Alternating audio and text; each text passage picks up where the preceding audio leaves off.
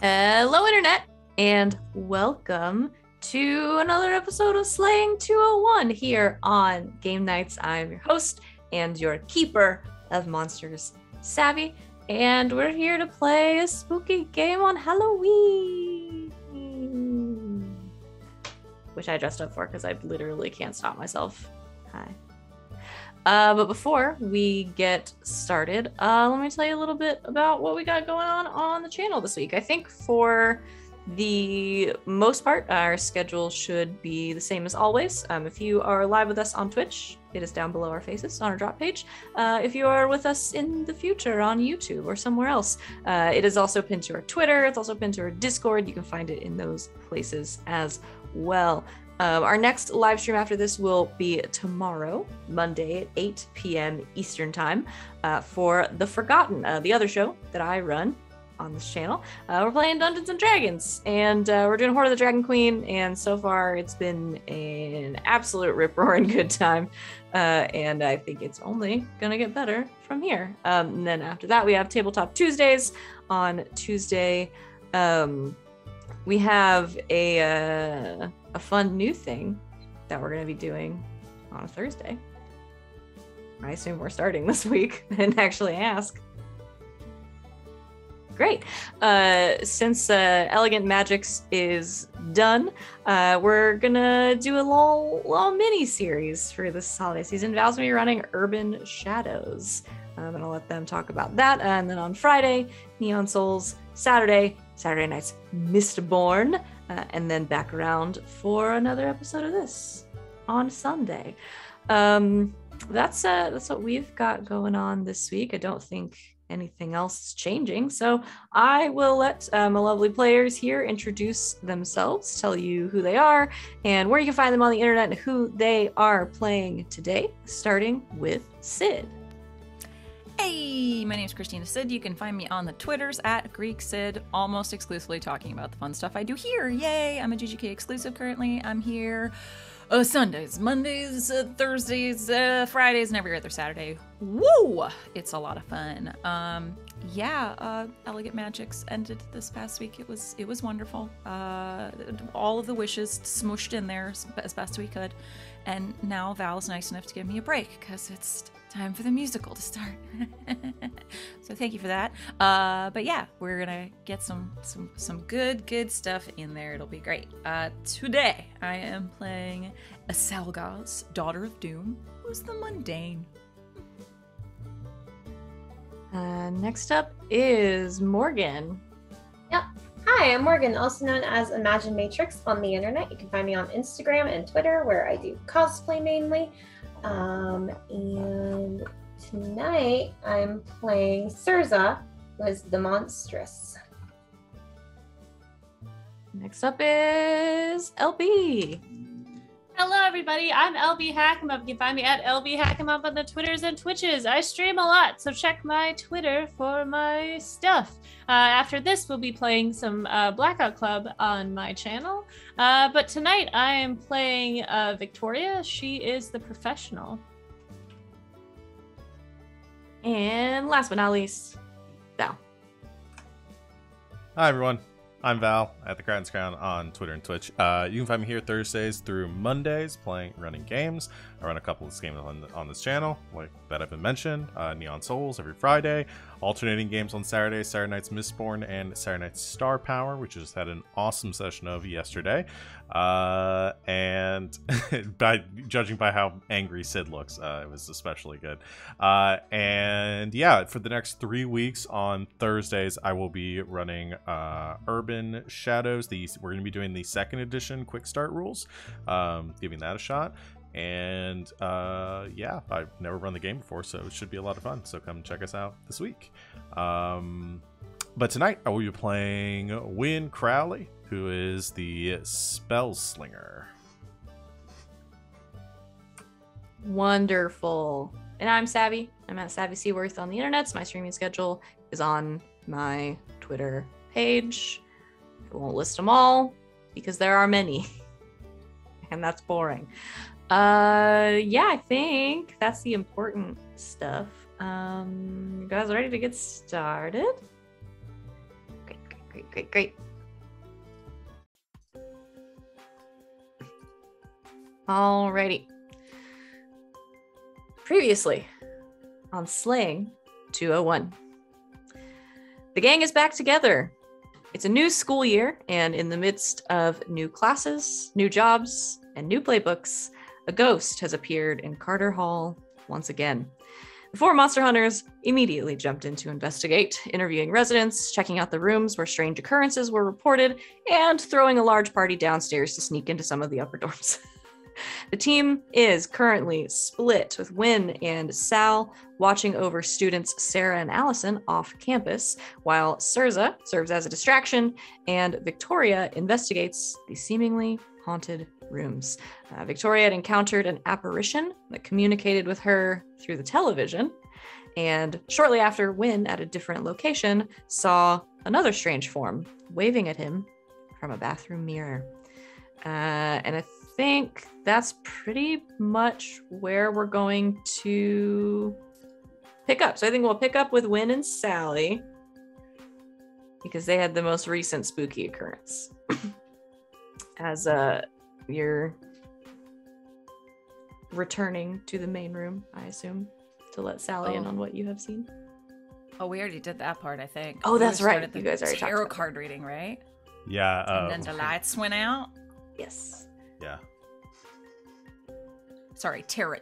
The tarot reading. The tarot reading. Yes. So in the middle of the tarot card reading, all of the lights in the apartment go out.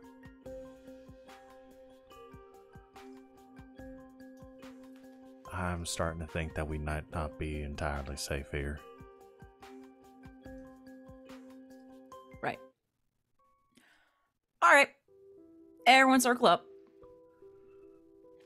Sal takes a little thing of Morton's out and makes a little salt circle there in the middle of the living room. Okay.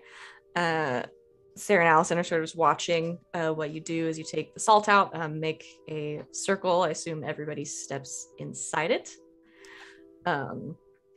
And as you do this, the two girls are sort of looking around, vaguely frightened. You can't see them too well in the dark, but there's enough sort of moonlight coming in that it's not completely pitch black in here. And as you complete the circle and everybody steps into it, the lights start to come up again slowly and they start to flicker before going out again. And then there is this loud bang as the windows all fly open.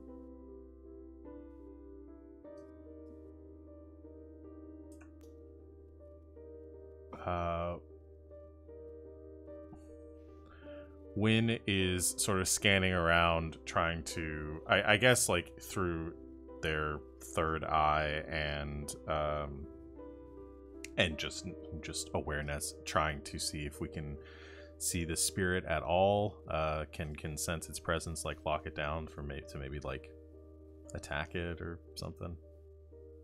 Okay.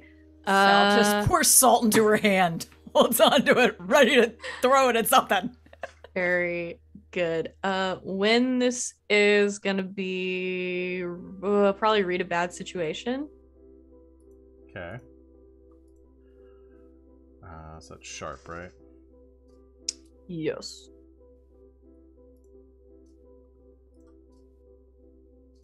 That is a 10. Okay. When you look around to read a bad situation, on a 10 plus, hold 3. Hold can be spent to ask the keeper the following questions, or any questions you would like to make up. Some of them are for the people at home. What's my best way in? What's my best way out? Are there any dangers we haven't noticed? What's the biggest threat? What's the most vulnerable to me? And what's the best way to protect the victims? Okay, I also get I get an additional answer. And you get an for my extra third one. eye, and I can see invisible things. Okay. So I think what I'm gonna ask. Do you want me to just give you all the questions I want up front, or do them one at a time? So I'm gonna go with what's most vulnerable to me. What's the best way to protect the victims? Dangers we haven't noticed. Biggest threat. Okay. And best way out. Best way out. Okay. Let's start with protecting the victims. The best way to protect the victims is going to be probably a little more difficult than you originally anticipated, because it does not appear to you as though whatever this is, this entity, does not appear that it is tied to a specific location. You've encountered this before, so the best way to protect them, a couple of things that get rid of ghosts, at least temporarily. The salt circle will help. Anything made of iron will help. But ultimately, you're going to have to figure out what it's actually tied to. Otherwise, it's just going to keep coming back. Your best way out, there is only one door. This is an apartment. So there is the main front door. It's really probably just a matter of time at this point. If you can get the thing to leave you alone for long enough, you can probably get out that door. Wouldn't recommend going out the windows. You're up on like the 3rd floor. So that is sort of a matter that is left up to you guys. The biggest threat and what is most vulnerable to you, I think, are the same thing. You sort of scan the room, looking around, looking toward the windows, and you can see invisible things, right? Okay. Yes. You look over towards the windows, and at first it looks like there is a mist kind of hovering in the air around the windows, moving in the wind a little bit. Then you see that mist start to take form. Sally, none of the rest of you see this. Start to take form, and the first thing that sort of forms out of it is an arm and a hand. And then you see several more sort of form out of this mist, and they all grab onto the window panes, and there's a moment of stillness, and then they all slam shut again. But when you can kind of see this like vaguely corporeal mist that looks like it's forming these appendages and then sort of reaching out, and opening and shutting the windows and moving things around. You see it start to kind of like float across the room, and to everyone else it looks like things are sort of sliding around. The empty bottles that are sitting on the table, Sally, sort of go flying and crash into the wall of the apartment. But when you can see whatever this creature is sort of reaching out, scooping them up and throwing them. Okay. But it seems to be one entity that's moving from location, like emerging in different locations and grabbing and throwing things. Okay. Then Wynn throwing things, opening the windows, that kind of thing. Kind of. I assume we're all in the salt circle. Mm-hmm. Sally. Okay. I can see it moving around the room. God damn, ducks out of the way of a bottle.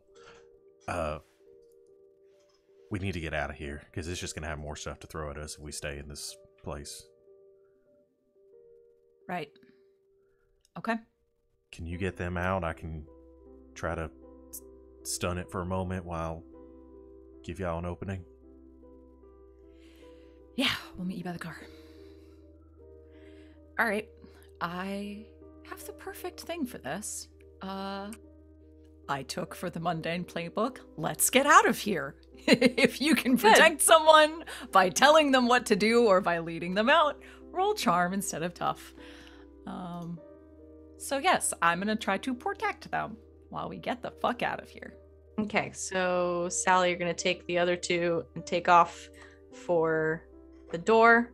Yeah, like last place that something like flew from, she just throws some salt at that general direction, and then's like, all right, let's go.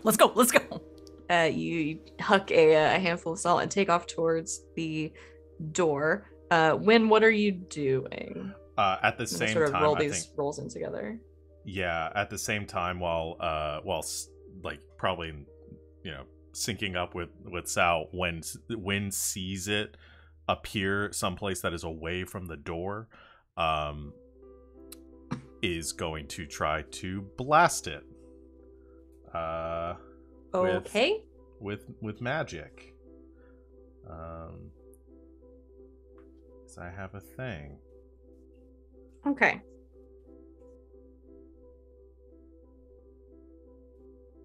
Where is my thing? Combat magic, yeah. Because I have lightning and earth with my blast, and one of the functions of earth is the forceful restraining, so it might be able to. I was sort of flavoring this as magnetism, and when kind of using a combination of electricity and something like the surrounding metals, trying to like cage it, contain it in one location long enough for us to get away. Okay.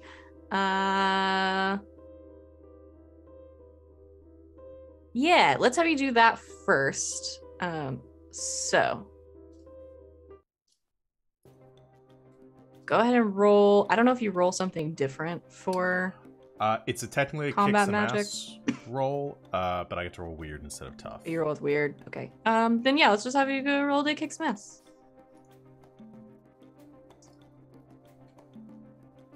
That's a 9. Okay. So you trade harm. So that's 3 harm and a fuck ton of tags. Magic close, obvious loud, messy, forceful restraining. It does have the magic tag though, correct? Yes. I'm assuming. Okay, great. So when you let off this blast of magic energy, and the magnetism takes hold for a moment.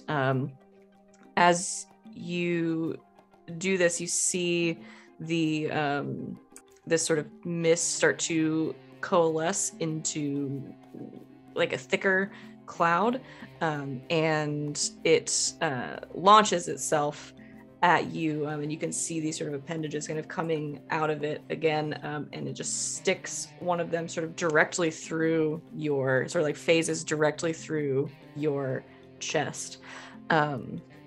You're gonna take 2 harm. Okay. I already had 1 harm from before, Oh yeah. so I'm at 3 now. Okay. So you're gonna take 2 harm from that as this horrible cold kind of runs through your body, and as it pulls the arm back out, you see just the sort of vaguest semblance of a face form in the mist. It's sort of creepy, and well, I mean, it's all creepy. It's a ghost, but it's almost like featureless. You can see sort of clearly like eyes and a mouth, and almost like a porcelain mask. That's really sort of form out of it, and you hear this voice come from this mouth that just says, "Well, that wasn't very nice." While this is happening, can I add one thing to that happening? Is that because of the forceful and restraining, with forceful I always get to force it where I want it. So I think maybe after it attacks Wynn, like this magnetic pull maybe like draws it back towards that. I was imagining Wynn was like drawing electricity from one of the nearby like outlets or something, and maybe it just like sucks it back towards the outlet, so it has to stay in that area of the room for a bit. Okay. Yeah, so it's sort of pulled away from you across to one of the walls where it is stuck for the time being. Sally, you have taken the other two and run for the door. You can go ahead and roll to protect someone. Okay, so that with that particular move, I roll with charm. Yes. Okay.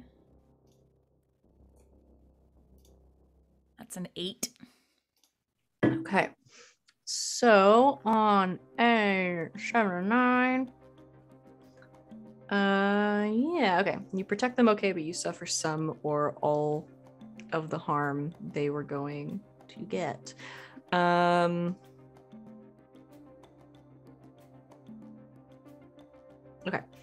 You sort of take the other two, Sarah and Allison, and usher them toward the door. It's not a big place. You make it with Wynn's sort of distraction. You make it pretty easily out the front door. You're heading down to the car? Yeah. Okay. You're going to take the stairs or the elevator? The stairs. Never take the elevator in an emergency. Ever in an emergency. Come on.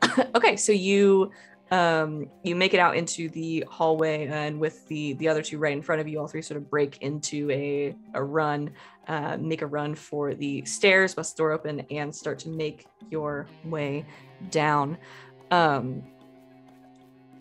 When the creature in front of you, you see another one of these sort of tendrils start to form, and this mist, like lightning quick, starts to zip towards the front door and sort of around the corner. And Sally, as you're running for the stairs, you feel the energy in the air start to charge up, like right before a lightning strike. And then you feel something sort of hit you center mass in the back, as some of this electricity that has been pulled out of the outlet makes its way sort of through this creature and just zaps the hell out of you. Instead of Sarah, who is right in front of you. It's just one harm. Okay. Ow! Throw salt over my left shoulder. You throw some salt, and the mist that Wynn can see sort of dissipates back into the apartment. The three of you run down the stairs, out the front towards the car. Wynn, you're now alone in the room with this thing, which is sort of tethered to the wall for the time being. Wynn's running behind them. You're gonna run? As soon as they're out the door, yeah. And it was 3 Okay. harm. I don't know if I said how much harm it was. Yes, you did. Okay. Yeah, Wynn is not staying behind. Is very hurt right now. Yeah, so you sort of bust through the rest of this mist, and you follow down the stairs and out the front of the apartment. Sally, not even a couple minutes, a little bit later, very quickly after you, Wynn comes busting out the front door of the... already in the driver's seat, got the car started, complex. threw the other two in the back, like, come on. Wynn slides over the hood like Bo Duke. Crowley boys are at it again. And you Gets hop into the car, and you drive away. Where are you going? Ow. Shit, I'll pull over and help you out with that. Where am I going? I don't fucking know. We don't have a base now, do we? Nope. Nah. In this... Oh boy. Not in this universe. Fuck. We should... I don't know. It seems stupid to go back to the campus if it's... We know it goes there. Try to get him on the sanctified ground, take him over to the church. Yeah, I'm sure Donovan will love that. All right. Ah, fuck. No, not that church. A different church. Do you know anyone at a different church? No? Okay, then. We're going to Donovan's church. We'll stay in the car. Oh, how the tides All right. have turned. I don't need your sass right now. I'm almost dead. I'm just gonna recline back a bit. We'll pull into Our Lady of the Sacred Groves parking lot, and then do we have to roll to just do basic first aid? No. Okay. So basic first aid, everybody can do sort of like once per injury, essentially. But yeah, you don't have to roll for that. Okay. We'll open the glove box, pull out what I assume has some bandages and shit, because of course you would in any of our cars, and do basic first aid on Wynn. So. Yeah, you got time to do that. So when you can heal 1 harm. Okay. I imagine it's just like a handful of like ibuprofen or something, because I don't know. It doesn't have any like physical injuries. Has like ghost sickness and brain damage from the from before. You take some Excedrin. 2 Advil, 1 Tylenol. Works wonders. Drink them with a Coke. The caffeine is excellent for headaches. Yeah. I'm just gonna chill out here for a bit. Okay. So you pull into the church parking lot when you relax for a moment, take some painkillers, and who's going into the church? I guess I'm taking the 2 of them into the church. Does Sally know Father Donovan? Oh, yeah. They've met, right? That happened. Oh, they've more Making than sure that. I didn't... Oh, that's right. You threatened him in his office once. Making When, sure I like- didn't like dream that. Rolls down the window and like whispers, like shout whispers through it to Sal. Hey, don't let him know I'm here. Okay. All right. Why? Thanks. I'll tell you later. Rolls the window back up. All right. Okay. All right, ladies. Yeah, confession's usually open. Come on. Let's go. Come on. All right, and the 3 of you head in through the open front doors of the church, head into the chapel. No one around at the moment, but you can take a breath, hoping that you're safe. Before we do anything else there, I'm gonna leave you guys at the church for the moment. My dorm room buddies, what are you guys doing? So Sirs is at the party, upset that no one else has come. And Victoria, you have just had a apparition of some sort communicate with you through the TV and then disappear. Yeah. Victoria's done with what she was gonna do, and so she's gonna head back down to the party.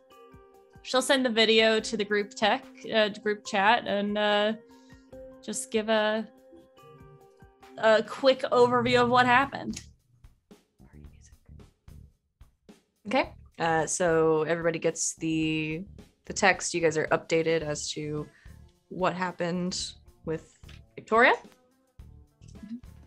And then I'll go back down to the party, have a shot. Find Sirza. Okay. Sirs, after a little bit, Victoria comes back.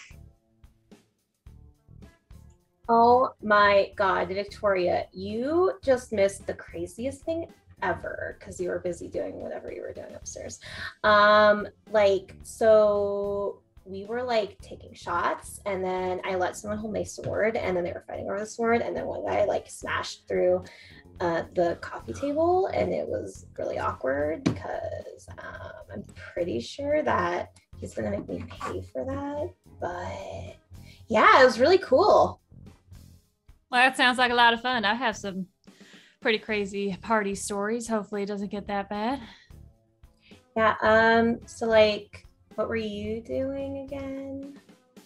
I was just checking out the room with the ghost, remember? Right, the reason we're here. Yeah. Right. How'd it go? Was there a ghost? Well, there's something up there. Probably not a typical ghost. Seemed like it was just fucking with people to fuck with people, so that's gonna be a problem. I mean, I do that. Right, but you do it for fun and not to hurt people, right? Oh yeah, I mean, hurting people can sometimes be fun, but like not usually. Sometimes it dampers the fun because if they don't like being hurt, then that's like really boring. You know, I can see that. Yeah. Mm-hmm. Okay, so ghosts hurting people. Are we supposed to do anything now, or can we just keep partying? Well, we were just going to do some research tonight. So, I mean, I guess, have you heard anything from anyone else?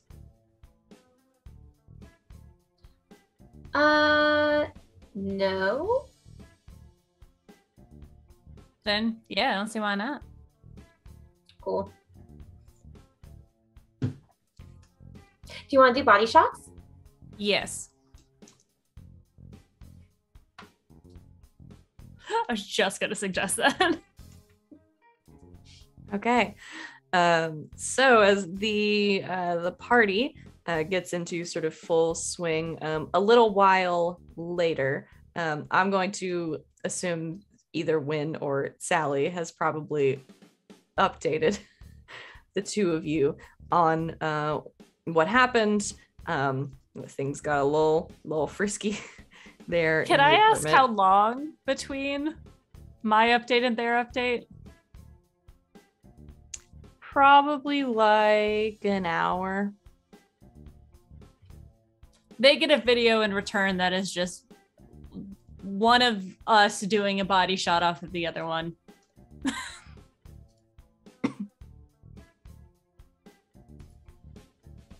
It's not Tuesday yet, is all they get in response from Sal. Wynn just sends a bunch of skull emojis.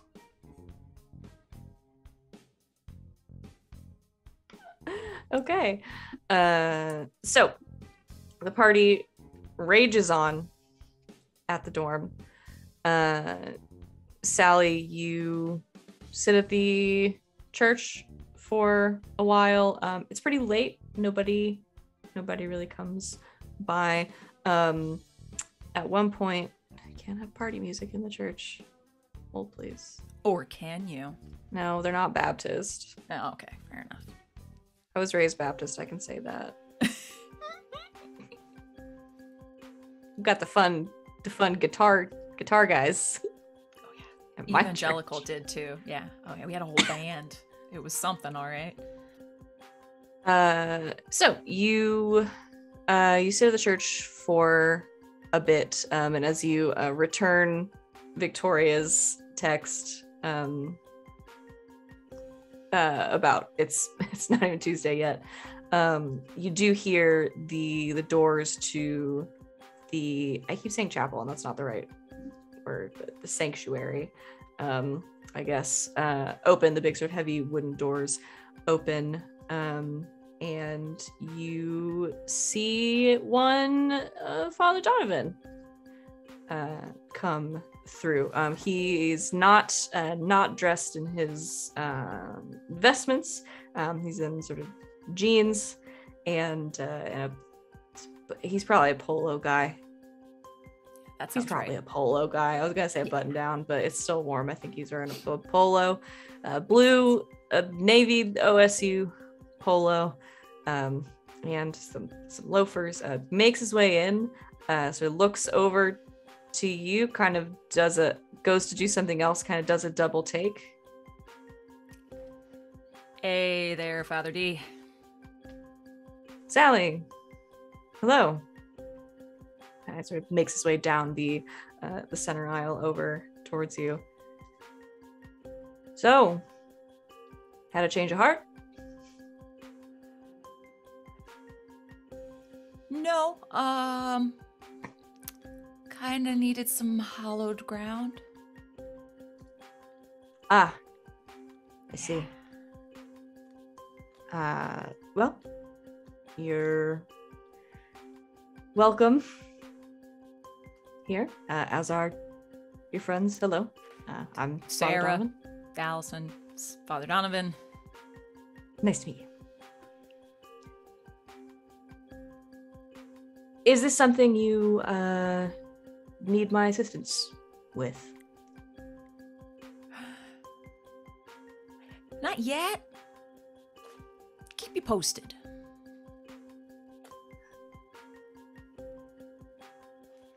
You sound like Wynn Crowley. Oh God.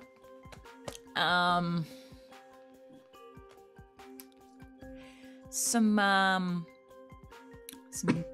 paranormal activity stuff happening at Carter Hall again. Strange. We all sort of thought that one was dealt with. Yeah, it's a little different this time. You don't think it's the same one? I don't get the same vibe now. Well, it is the most haunted time of year. Veil thinning and all that. Right. I assume you've briefed your friends. On. Well, I was hoping sort of the general existence of ghosts and specters and things, but I feel like after what just happened in the apartment we were at, yeah, I think they're pretty much aware. I thought you said it was in the dorm. Yeah, it kind of followed him. That is a little different. Yes and no. Same thing sort of attached itself to the girl that it happened to last time. It's kind of why I decided to stay with them. Smart. Well, I'll be here around if there's any help I can give you. Let me know. Thanks. Yeah. We'll be out of your hair soon. Just wanted to stop off and maybe lose our tail. No, the confessional booth is always open. Yeah, you don't want me going in there. That might take a while. So. He kind of chuckles, sort of makes his way through. Say hi to Bells for me. Of course. Yeah.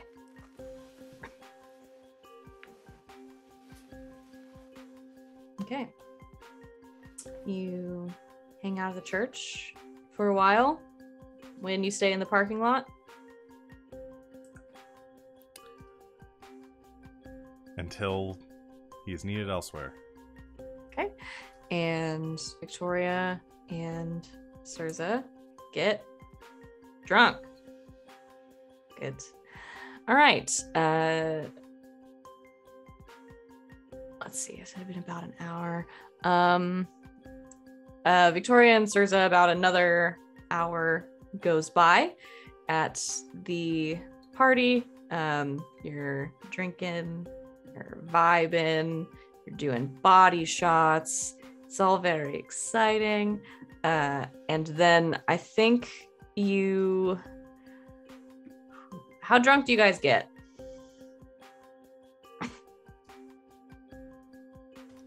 Fuzzy. Okay. Very. Very. Okay. You notice Victoria, I think you notice it first. And then Surza, I think you probably start to notice. The lights in the dorm room start to flicker. I think you probably notice it because it's messing with the music. Sort of all of the electricity in the dorm sort of starts to flicker on and off. And then all of the lights in the room go out. And the speakers that the music was playing through sort of start to let out this like high-pitched, like staticky whine, that sound that makes you just feel very uncomfortable. And then you hear somebody in the hallway scream.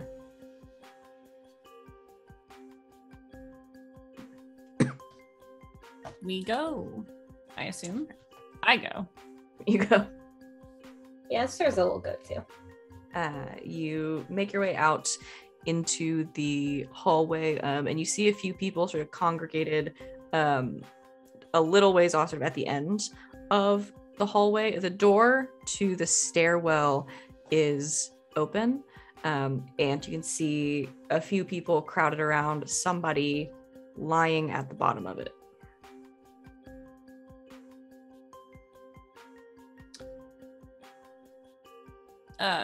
Victoria will push her way through. What happened? He just fell. I don't know. Fell from where? The stairs. Like just fell down the stairs, or fell from the tops of the stairs? No, just fell down the stairs. It was, I don't know. I mean, it almost looked like he did it on purpose. Victoria's gonna start a little bit of first aid, do a check on him. Okay. Yeah, there's a younger man laying there. He is conscious, but there's definitely like some sort of like a spot of blood underneath where his head has clearly hit the tile on the floor. You check him over. He's not gravely injured. He probably has a concussion from going that far. He starts to like kind of sit up, and you check his eyes and everything. He just kind of looks at you, very confused. Can you tell me your name? Zach. All right, Zach. Do you know what happened? Something pushed me, man. Something pushed you. Yeah. All right. Well, I think you might have a concussion, so we're going to need you to go to the hospital, all right? All right. Oh, Do you have your wallet? He starts like patting his pockets. Yeah. All right. I'm telling you, there's Who's something up there? Well, yeah, there might be. Is anybody sober enough to drive to the hospital? Who's the DD? One other young man sort of pushes his way through. Seems sober. Offers to drive Zach to the emergency room. I sort of pick him up, take him to the front of the dorm, load him up in the car, and they drive away. About this time, you hear the music kick on again from down the hall. All right.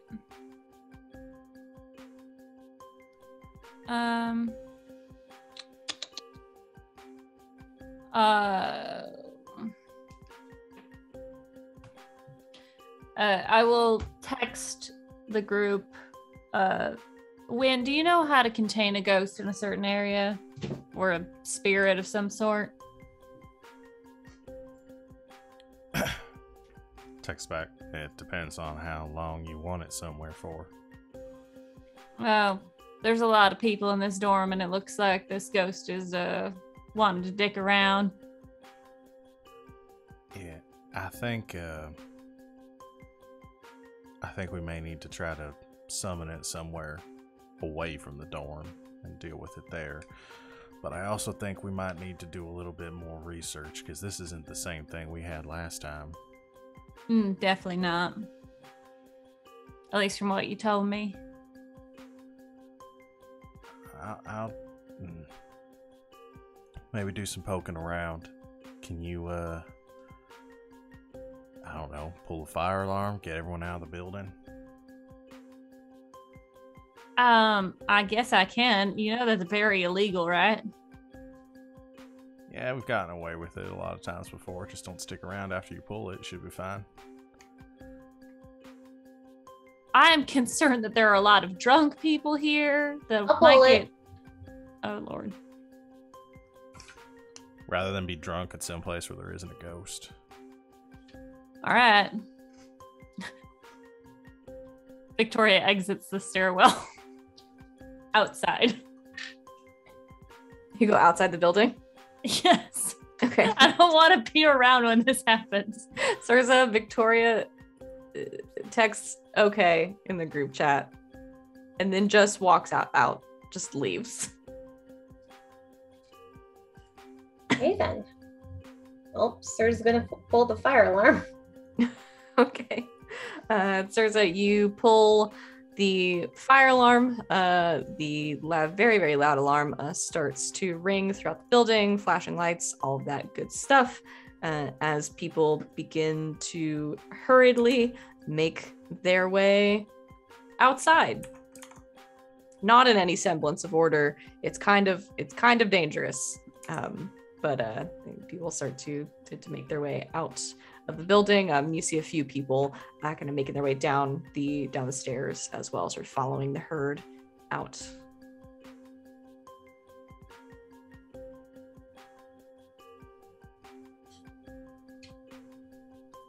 Anything else? Wynn's gonna maybe do some research while he's sitting in the car. Okay. Do a little bit of Googling. Oh, no, actually, because this might be more interesting. It's going to call someone to hopefully get somebody more knowledgeable about ghosts and spirits. Okay. Who you want to call? Who Boy, you gonna call? There are a lot of... I call the Ghostbusters. Call the Ghostbusters? Okay. Woohoo! So Bill Murray picks up the phone. No, Not those that's not Ghostbusters. Kate McKinnon picks up the phone. Yes, please. No, I'll, there are two people I'm choosing between right now in my head. Okay. Bring in something new. Yeah, is gonna call... Oh, fuck, now I need to remember his name. Who? Wynn's old mentor. Davian? Davian. Davian.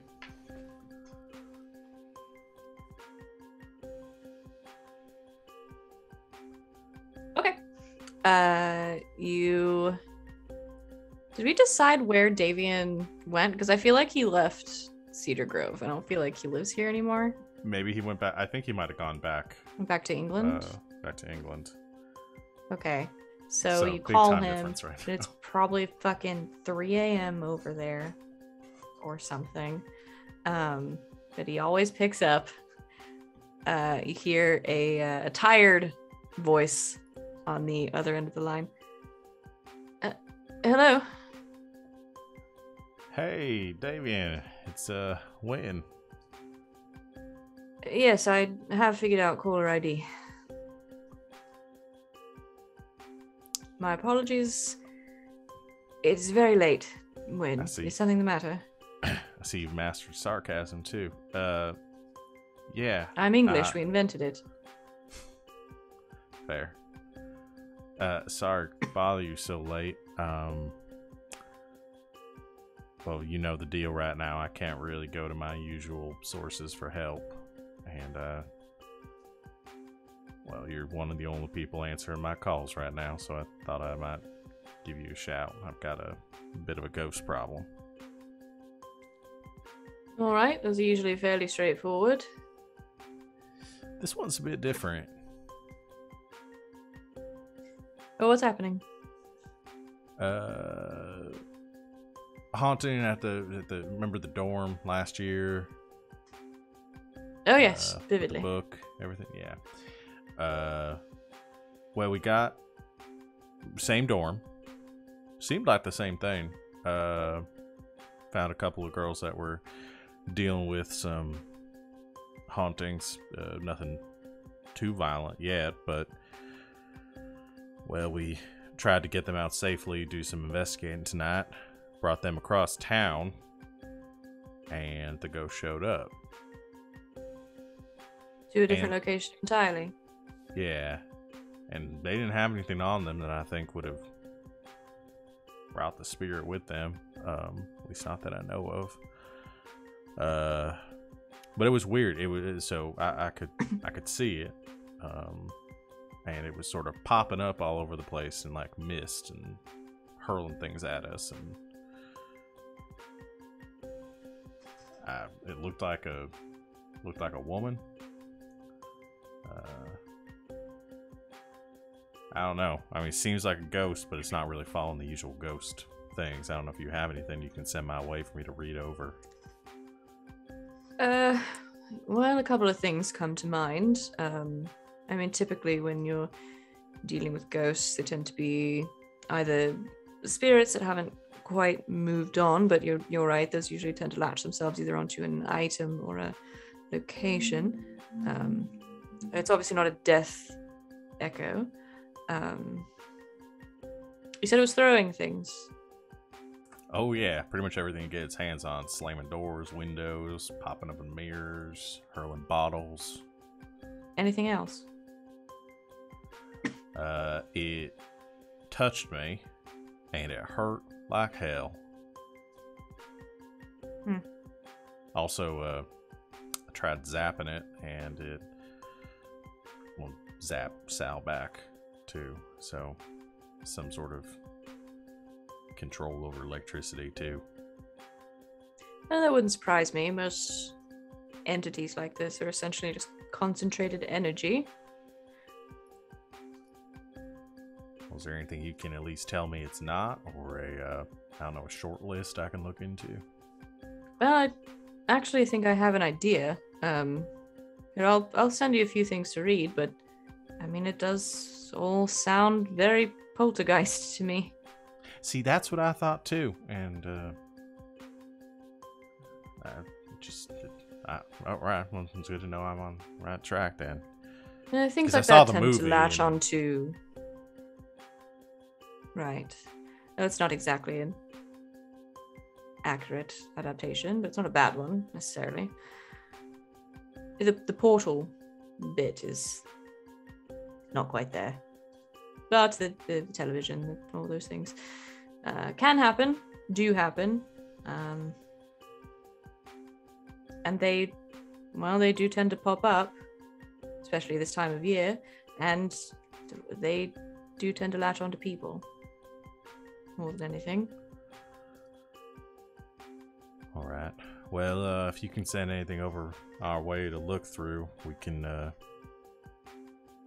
confirm whether we have the supplies to deal with it, because otherwise it seems like people are going to keep getting hurt. Sure. It should be fairly straightforward. Thanks. Well, I appreciate that. Sorry to wake you up so early. It's all right. I should be used to it. Right. Well, just same deal. Don't tell anyone I called. Of course.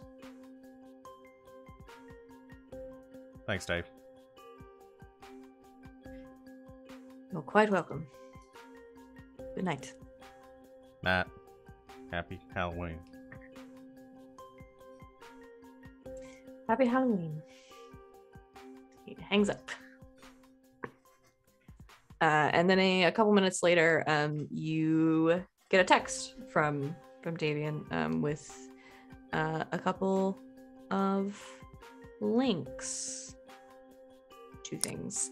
A couple of screenshots of different things. Some of it is basic stuff that you already know. Some of it is a bit more in depth.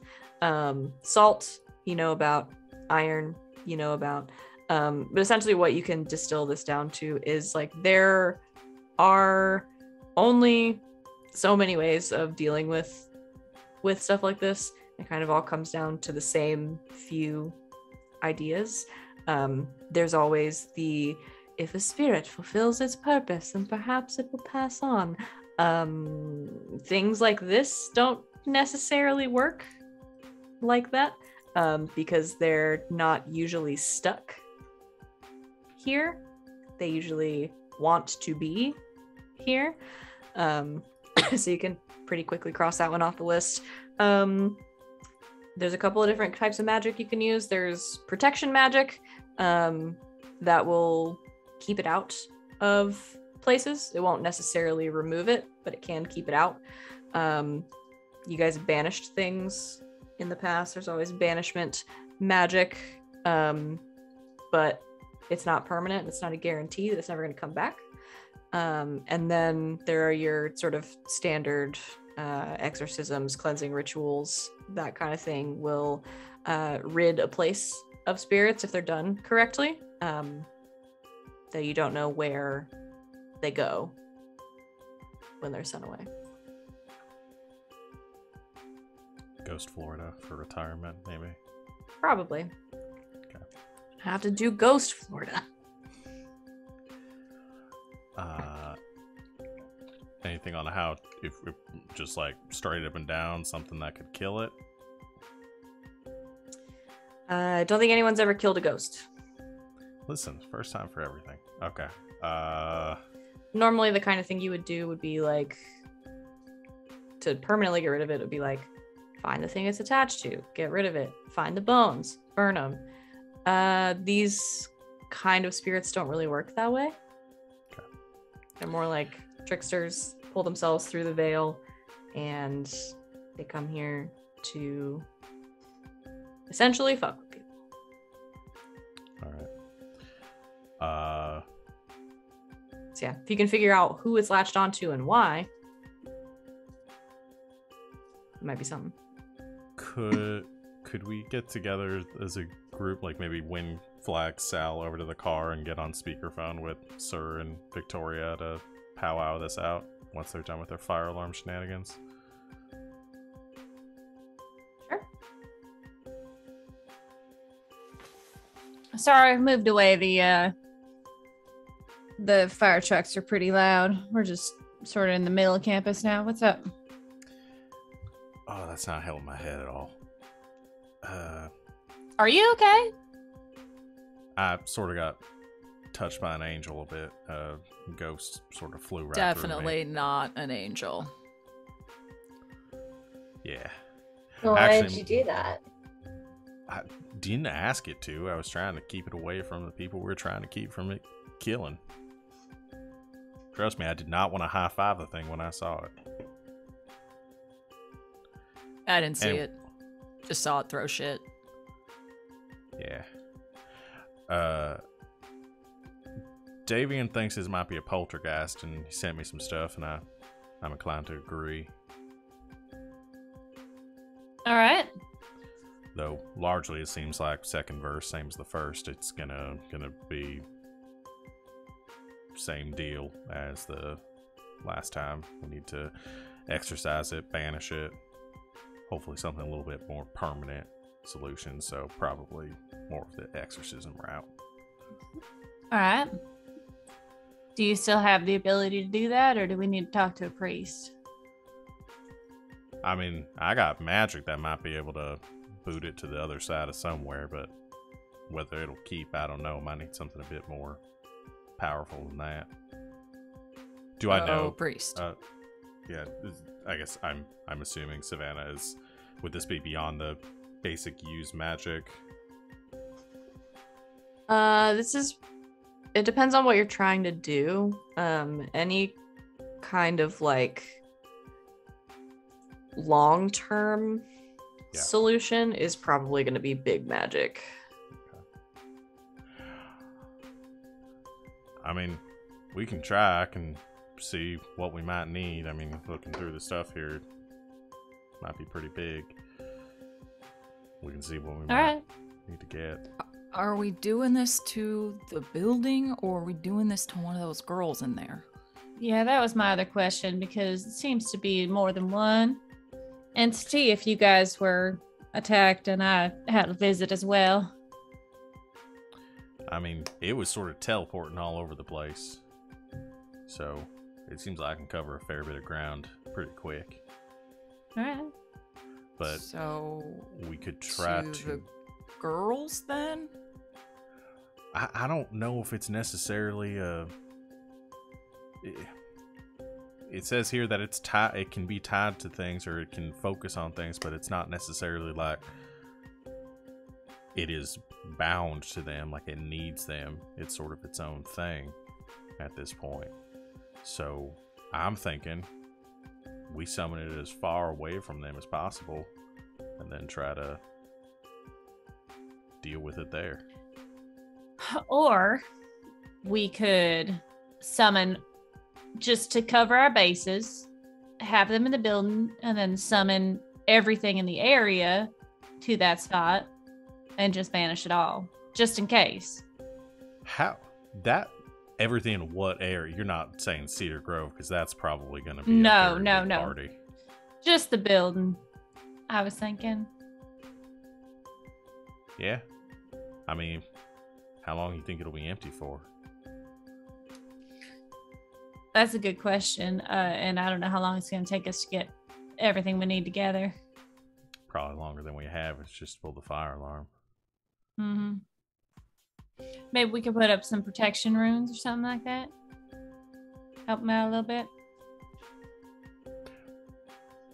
Yeah, what if y'all, while you're there, do something, use a little bit of your own mojo to, I guess, ward the building temporarily from the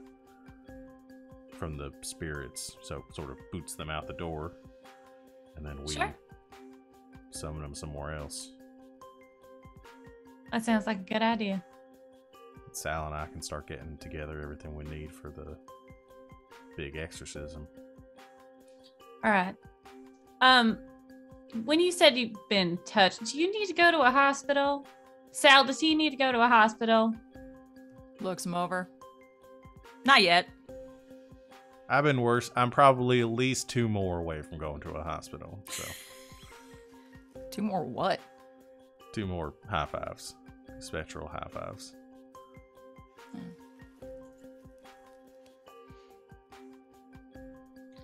All right. Well, we'll get started on that and then let you know how it goes. All right.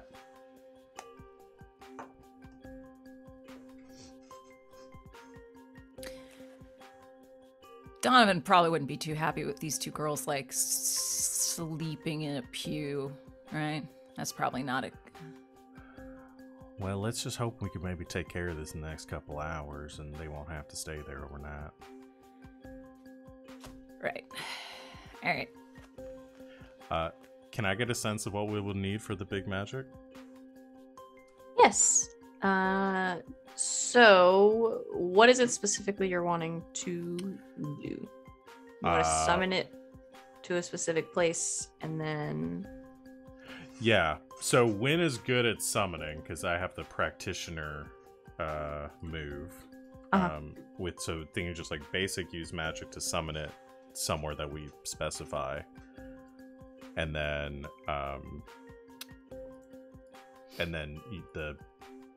trying to permanently exorcise it from this plane. Okay. Yeah, so you will you'll need to use magic as part of the ritual, perhaps to summon a monster. You'll have to do that. I'll say specifically to if you're trying to do some kind of like permanent banishment, the spell will take a long time to cast. So it's probably going to take you at least an hour. So you're gonna have to find some sort of way between summoning it and getting rid of it to keep it there. And it will have a specific side effect or danger. What is that specific side effect or danger? So spirits, entities like this are, as Davian has said, pretty much like pure concentrated energy, meaning they have a lot of sway over the energies in their direct vicinity. That could be electricity. It could be just sort of like the general life energies of perhaps the humans around them. So anybody in proximity is in some sort of danger. You have those energies either being manipulated or taken over.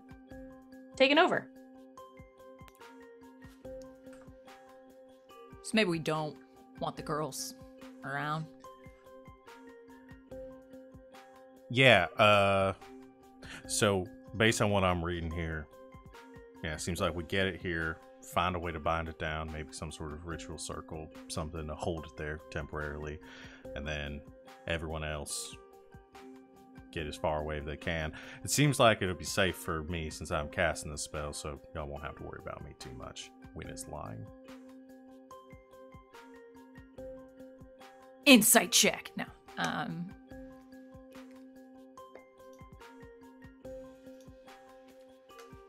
Sal doesn't fucking know anything about magic. Couldn't do magic as a demon. Can't do it now as a human. Okay. No, that makes sense. Right. All right. So sounds like a plan. We need to find a spot then. You're sure you're good? Yeah, I'll be fine. No, seriously, I'll be okay. Everything I'm reading here says that it should be safe for me as long as I follow the rituals that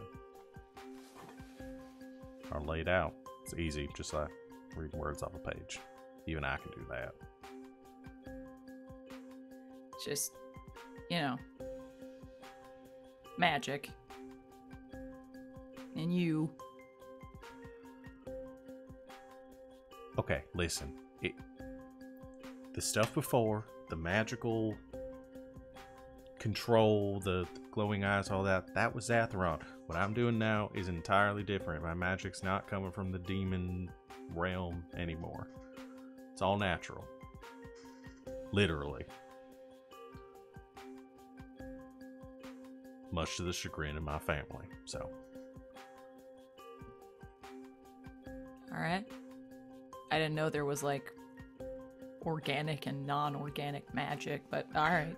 See, I didn't either until I met a friend and she taught me a couple of things, and yeah, much better. You don't get that same like high off it, but it's a lot more sustainable. You were getting high off magic. Yeah, I mean everyone does a little bit. Explains a lot of things. Okay. Can we take care of Poltergeist and then get into my shortcomings after? Yeah. Oh no. Yeah, totally.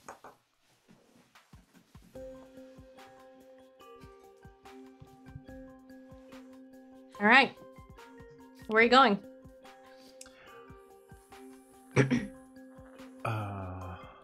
It's Halloween. We have to go to a graveyard, right? Plus it's hallowed ground. Fuck yeah. Yeah, let's do a graveyard. That sounds fun. Yeah. Okay. So I'm gonna go to the. There would be a cemetery nearby. Cedar Grove Historic Cemetery. It's probably Sure, nearby. Arboretum. The And churches. Arboretum. Yes, it's And there's some Arboretum. beautiful trees there as well. Sure there are. Old Tang Town's named after him. Mhm. Better be. All right. Is everyone going to the cemetery? Yes. Yeah. Okay. Any preparations that are being made? Sirs and Vic, we're still gonna do some like warding stuff over Right. the dorm 1st, Mhm. right? Okay. All right. So, Wynn and Sally, you gather up the things that you need for this. Victoria and Sirza, Do either of you have access to use magic? Yes. I I took a still different haven't. weird move. Do I not have access to use magic? No. Okay, that's what I thought. Ooh, which one do you have? Telekinesis? Oh, right. That's so fucking cool. Okay. Who is rolling 7,000 dice in roll? I just click back into roll and there's this huge line of dice. That's Val. Val. Oh shit! This huge where's those all long come line You of dice. from? I have no idea why those keep What are you popping up. doing? You're haunted. Surza poltergeist. and Victoria. Does Surza? So demons are kind of like inherently magical beings, such Yeah. that like if you die, you go back to the demon realm, that kind of thing. Does Surza know anything about like the practice of magic? No. No. Wonderful. Victoria does, though. So we'll see. We'll see if you need it. I was gonna offer the opportunity for Surza to help out. But we will see what happens first. I'll have Victoria roll to use magic.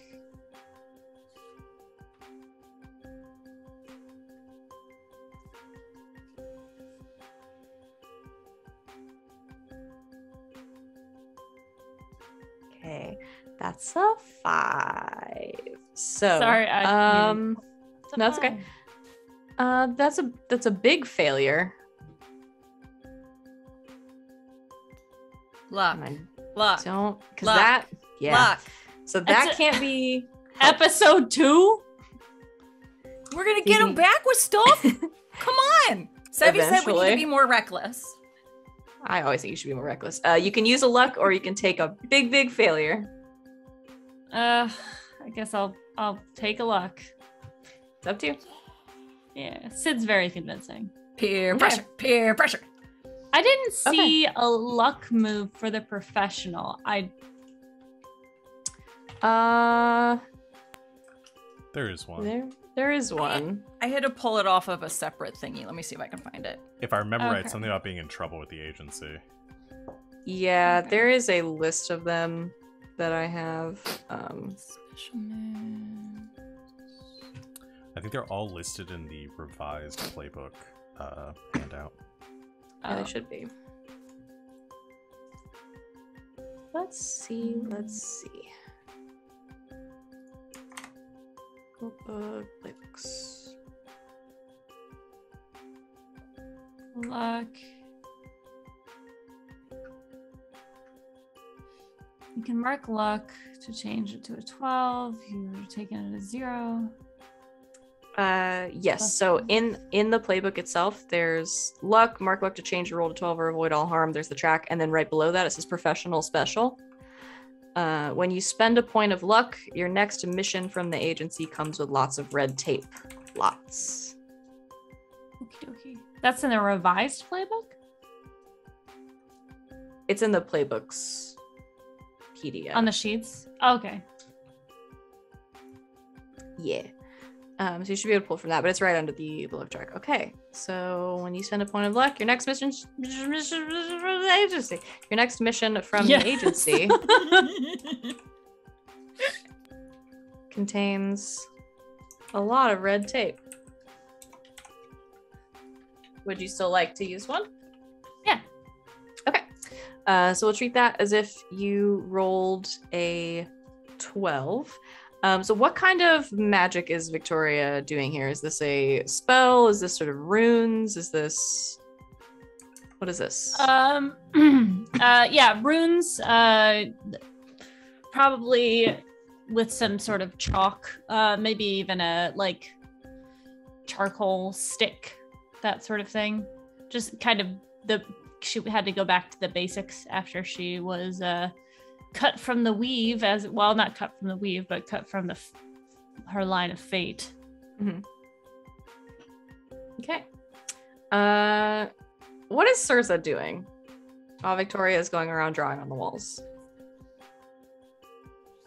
So, I was thinking, thinking about like tomorrow, and like I really don't have anything else to do. I mean, I have class and stuff, but like after class, like if you and Wynn and I want to like go out and get something to eat. Why? Because it'll be fun. I'm pretty sure I have work tomorrow. So blow it off. Well, we do need money on this plane of existence, and I can't just blow off work all the time. You can blow it off like once though. Right, and for lunch with a friend is probably not a good time to do that. No, Maybe I an said emergency dinner. Right. I mean, same thing. A meal with a friend is not. Okay, but like it would be really fun. Well, when you put it like that, no.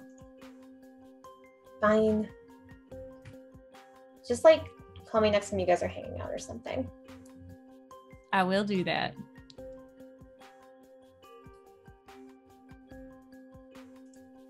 So like, what are we doing here again? I'm protecting this building from any sort of spirits so that the ghosts or poltergeists or whatever they are cannot hurt anybody in this building. Right. I mean, makes sense. And then like, and do you want me to write any weird runes on the walls or? Yes, actually, here, she pulls out a piece of chalk. I need you to go on the back side of the building, around that corner there.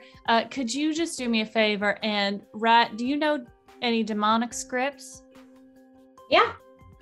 All right. Can you go on the back of that building and write this phrase specifically in that demonic script? Are you ready? Mm-hmm. Okay. Fuck off, ghosts. Can I like embellish that a little bit? Yes. Okay, sounds good. Like giving a toddler some crayons.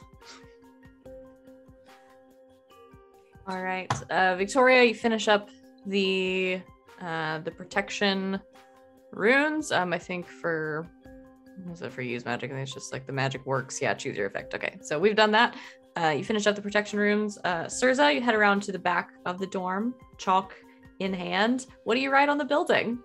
Something extraordinarily nasty that I cannot say on stream.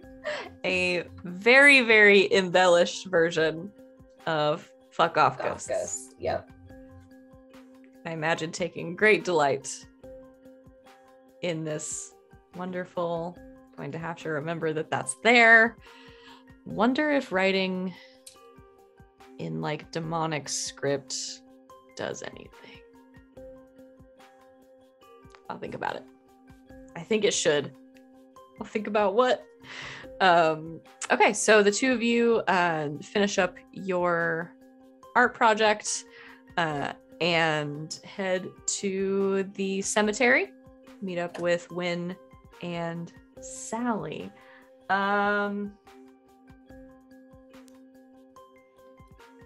Let's go ahead and take our break because we're coming up on our halfway point here. So before we get into summoning ghosts and things, let's go ahead and take a quick 5-10 minute break. So thanks everybody for hanging out with us so far. This has been super fun. As always, we will be back in a quick few minutes. We're just going to refresh our snacks or drinks and ourselves. We'll be back to summon a poltergeist. So stick around. We'll see you soon.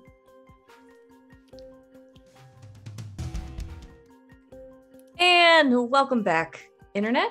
Thanks for hanging out with us during our break. We are refreshed and have snacks and drinks and are ready to go.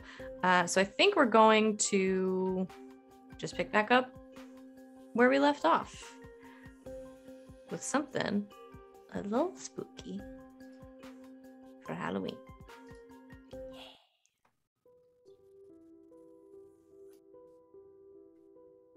So the 4 of you make your way to the, what did I call it? The Cedar Grove Historic Cemetery.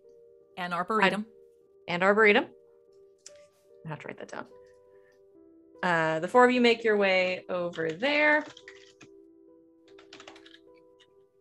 I want to forget. Spelled Arboretum. There we go. Spelled Arboretum right. Spelled cemetery. So very wrong. That's how I do things. So before you make your way over there, supplies and knowledge ready to go. How you do this? I feel like as soon as Vic walks in, she's like, "Wait, what the fuck? You said you were fine. Look at you." I'm fine. Kind of look like shit. I'm a bit tired right now. I have my brain melted because of time travel, and then a ghost sort of fucked with my insides, but I'm cool. Right. Do you want me to take the lead on this one then? Nah, I got it. I've already done the research on the spell and everything. I think I can take care of it. All right. Catches This Vic's time. eye, shrugs. Roll. If I need to manipulate someone, I will. Don't make me bust out the dice.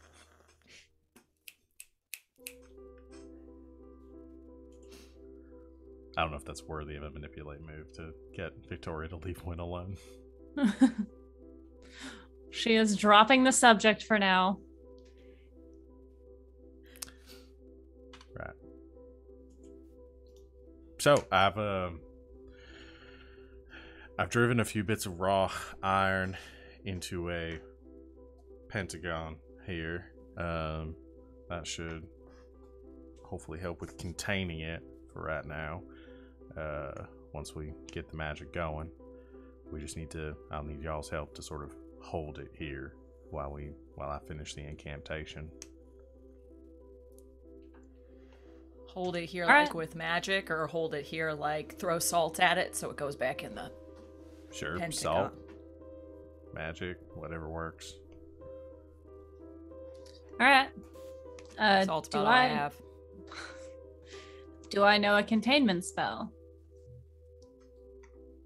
I'm sure you do. It's just a matter of getting it to work. All right. I'll see what I can do.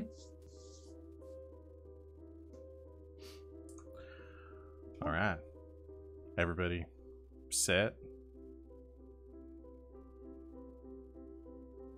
Checks her gun just in case. Yep. Okay. Okay.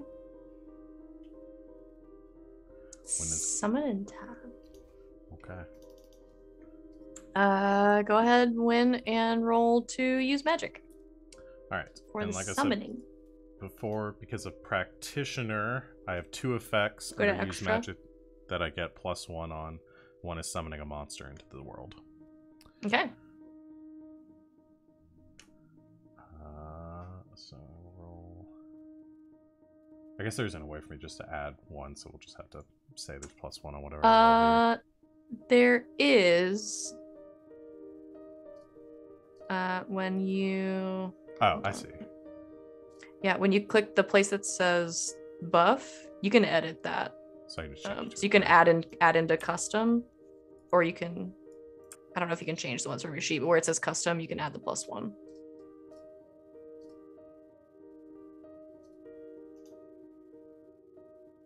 You're muted.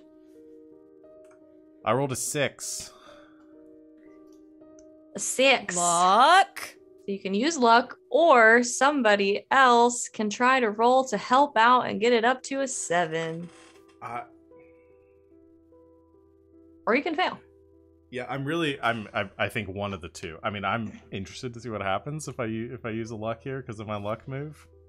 Because Isn't your luck move like the Council of Wizards?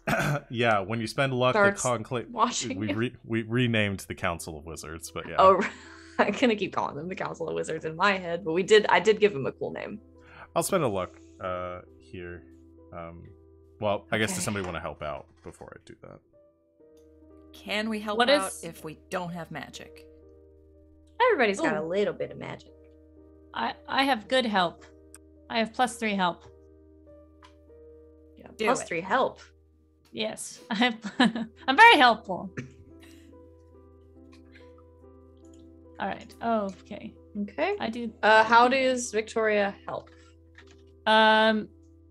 I think it's back to one of those situations where Wynn starts casting the spell and Victoria just kind of starts moving things to where they're supposed to be, and correcting things. Okay. All right, let's go ahead and roll plus cool. That is a 9. Okay. Your help grants them +1, but you also expose yourself to trouble or danger. So you're in danger. What Wynn's else in is there? danger. Everything is as it should be. So on a 7 to 9, the magic works imperfectly. Choose an effect and a glitch. So the effect, I assume, is to summon the creature into the world. Pick a glitch. Oh, do I pick or do you pick it? You Oh, pick it. okay, I decide what okay. effect it has. Um, It's so much more fun when you guys pick it. That is the rule, but it's very fun to me. yeah. The magic draws immediate unwelcome attention. Okay. Cool. So, there, as Victoria, you start to move some pieces around, correct a couple of lines, that kind of thing. Maybe correct a couple of, I don't know, Latin pronunciations. The spell takes hold, and in the center of this this spot in the cemetery where you've driven the iron into the ground, you start to hear again that like really like high-pitched sort of whine. It's so high-pitched that you almost don't hear it, and kind of the hair on the back of your neck stands up, and it instills this real feeling of like being this real feeling of unease in all of you. And then there is a sort of swirl of mist that starts to form in the center of this area. And it swirls sort of up and up and up until it coalesces in kind of like a vaguely humanoid form, kind of hovering a little bit off the ground.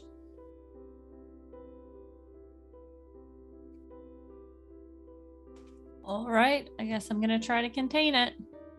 Okay, go ahead and roll to use magic. Not as good with magic now, but let's see. Let's go. Oh, 10. Okay, the magic works. Choose your effect. It's to can- trap. Trap, please. Okay. Victoria, you focus in and sort of fire off this secondary spell, and the iron that Wynn had driven into the ground sort of starts to glow a little bit, sort of one after the other, until the entire pentagon is sort of wreathed in this like low light that is, for the moment, holding the entity inside. All right. Time to get to work. Alright, this is gonna take a while, so just keep an eye out. This is the part where I get the innocents like the fuck out of here. Did you bring them? Where else was I supposed to put them? I'm like pointing back. They're like standing by the car. How far? Are they okay back by the car there? Or... Yeah, maybe moving back another 100 yards or so. All right. Allison, yeah, there's a 7-Eleven, right? Yeah, we'll just go back. They head away from the cemetery across the street to the 7-Eleven. There's The always a cemetery across the street from the church and the 7-Eleven. Okay. And when you set about performing the rest of this ritual, Yes. roll to use magic, please. Okay. I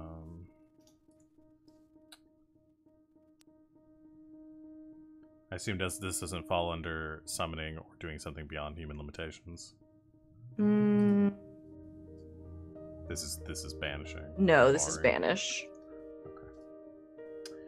Alrighty.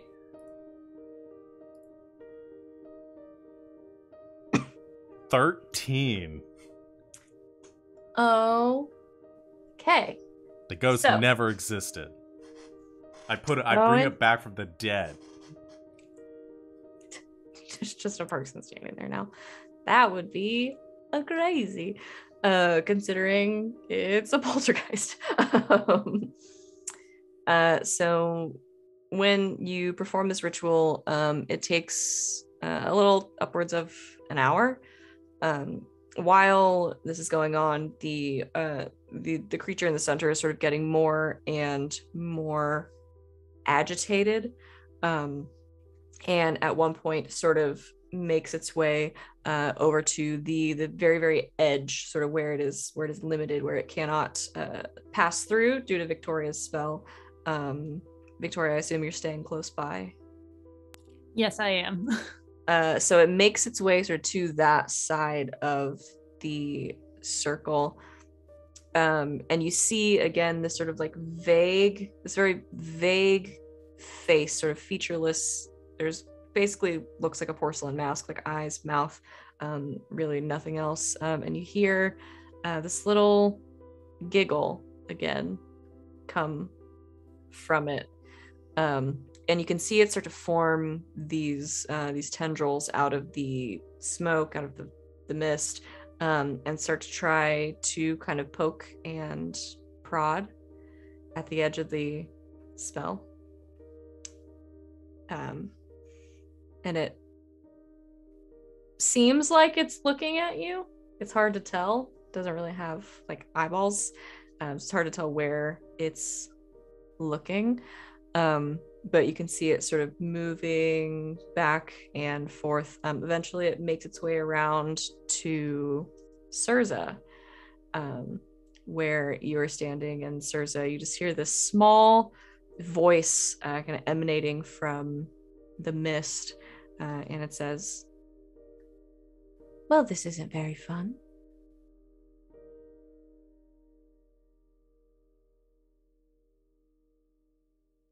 I mean, it's not, but like, what do you want me to do about that? You could let me out. We could have a lot more fun together. Yeah, I might be super into like fun stuff, but I'm not stupid, so I'm not gonna do that. Just kind of hovers there watching you for a moment. And the light around it sort of starts to grow and grow, and you can all see sort of over time the mist kind of shrinking into this light. And when you complete the spell finally, and there's one sort of last little laugh from sort of the center of the circle before the mist kind of collapses in on itself, until it is just this one like little point of light, which then snuffs out.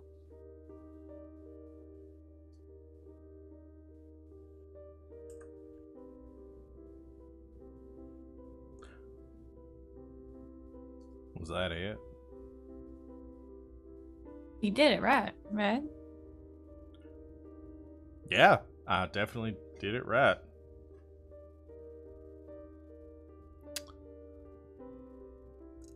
So who's Okay, then, hungry? yeah, you did. Yeah. Is it done? Sally waves like a Slurpee and a foot-long hot dog. Thumbs up. Yeah, it's all done. Ugh. Guess I'm just a lot more powerful than I thought I was. Yes, you are, baby.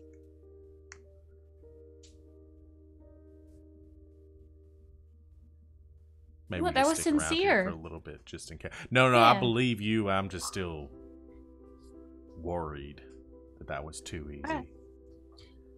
Well, why don't we have like order food here and then just sit around and wait to see if something happens?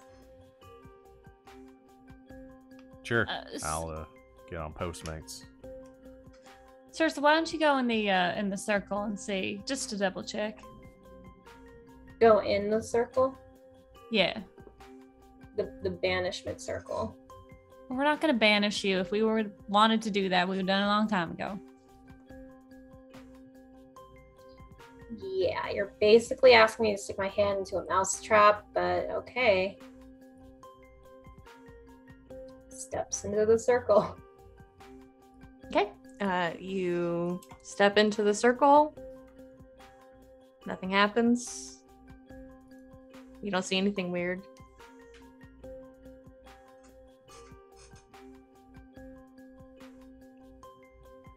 Can I step out of the circle now, or?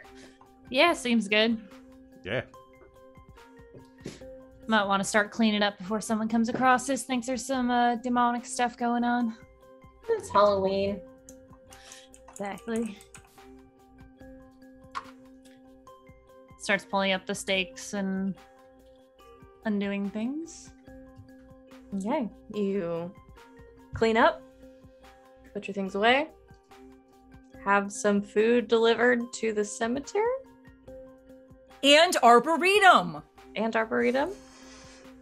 Yeah, it's we're close to Halloween, so can't be the weirdest thing. All right. Well, Sal's eaten. So what do the rest of you get? What do you have delivered to a cemetery? What is the Arboretum. name of the taco place that we came up with last time? Oh, shit. Oh shit. I don't know if I wrote it down. Or you know what? I might also be thinking about Mass and Taco Taco. You might be thinking of Taco Taco. Can there be a Taco Taco in this universe? No, we gotta do something original. Okay. Let me go back to I was looking at the notes that I had for like the introduction where we came up with shit, and it was like, oh, a historical landmark of some time. It's a club, it's a bar. It's the Centurion. That's where I found Loves and Crafts, which we never used. No taco place. What's a good name for a taco place? I like the Grumpy Gringo. I know That's it's a real place. I It's still a get very sued. good name for a taco joint, though.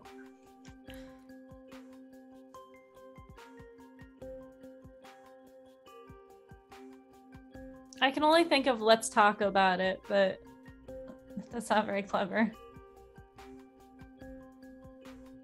The taco shell? Oh, There's a and they're place like here mascots, like a turtle Yeah. holding some tacos. There's a place here called Torchy's Tacos, and their mascot is a devil. It's cute. I like the taco shell.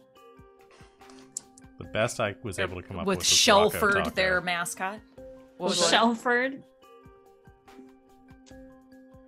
I said Rocco Taco, but that was the only thing I could think of. And it's Rocco's Modern Life themed. Yes. Oh. Or it's like a kind of like a Chipotle. No, like a Moe's vibe with like old like rock bands and stuff. But taco shell works good too. Okay.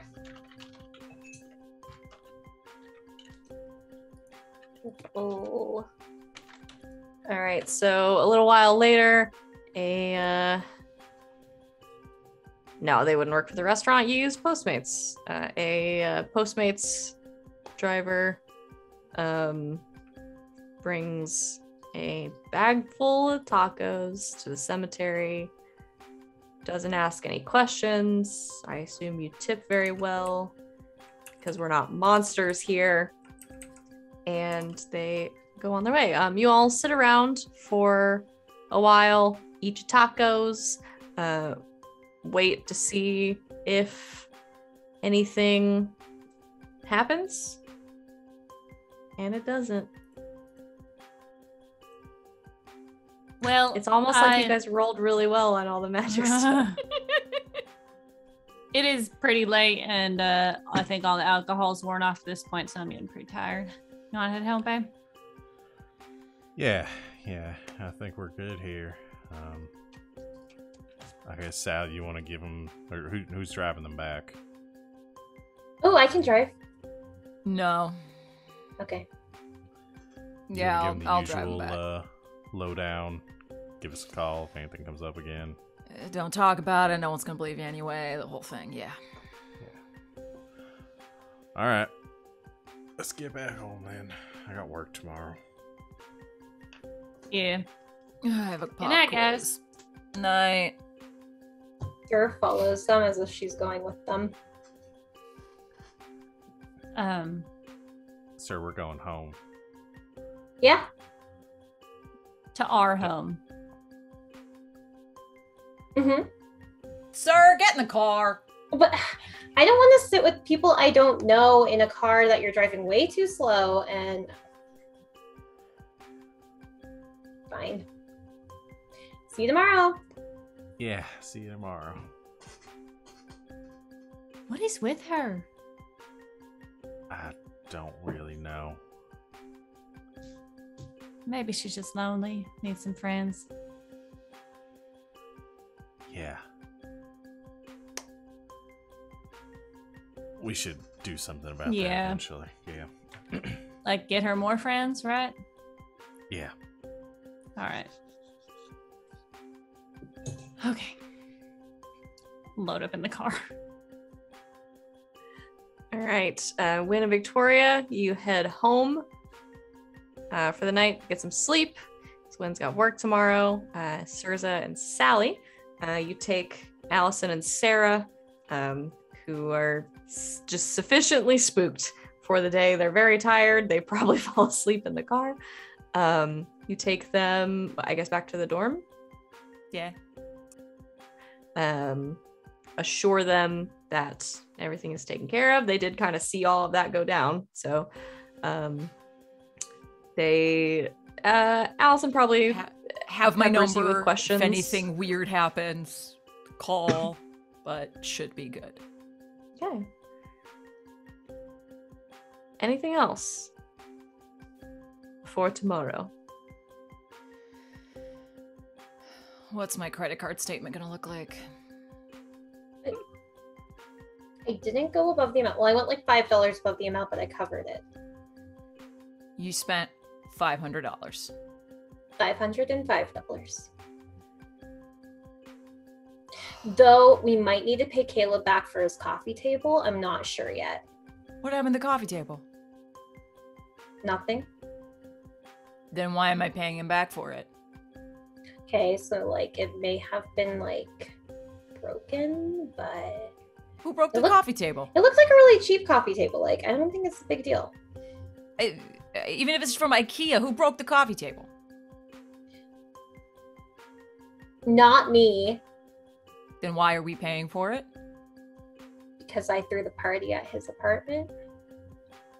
Okay, whichever friend of yours got liquored up and broke the coffee table should probably pay for the coffee table. Who broke the coffee Right. table?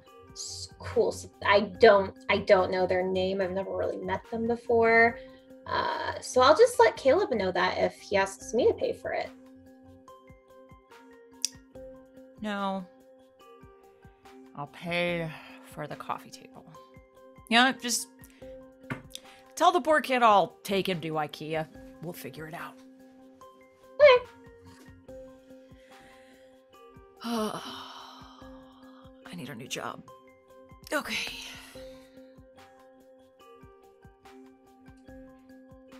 Okay. Do you head? I guess I don't know that I asked. I might have asked last time, but I think I forgot. Where is Sally living?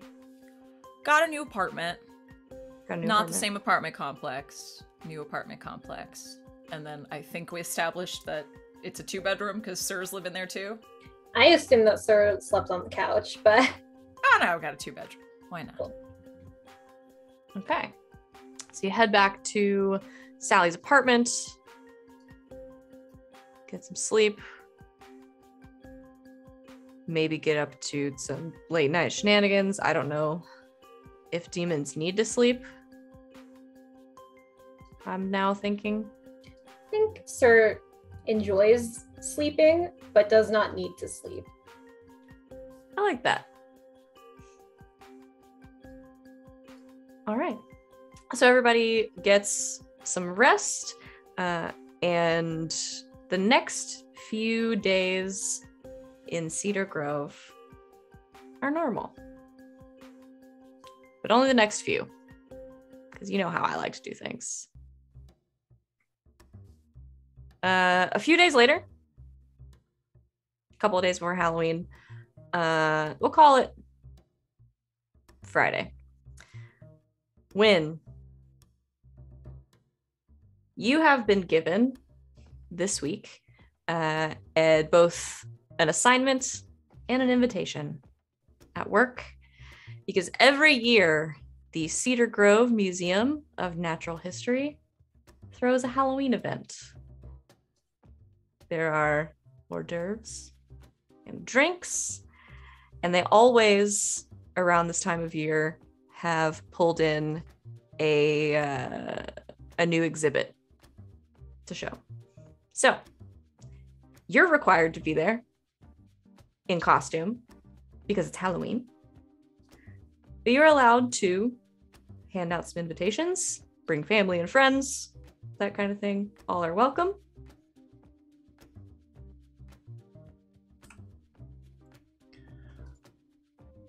I mean, definitely Victoria is. Wynn tells Victoria about it and to go. Oh, I would have to get an appropriate outfit, wouldn't I? You know what? I have an idea. All right. My costume's probably gonna be pretty minimal, just so you know. Yeah, most of my costumes, I don't know if you recall, are pretty. Yeah. No, probably not work function appropriate. Right. No fishnets, right? Yeah. Yeah. Probably not. Okay, I have an idea. You want to share? Do we need to coordinate? No, I'm certain whatever you do is going to be just lovely. I kind of want it to be a surprise. All right. Sure. I'm looking forward to it. Should I should probably invite Sal. And if I invite Sal, then I'm going to have to invite Sir.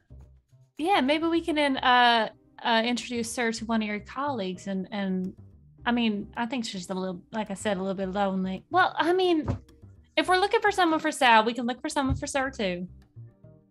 Right. I worry that she might literally or figuratively eat them alive. So we need to either have someone who's very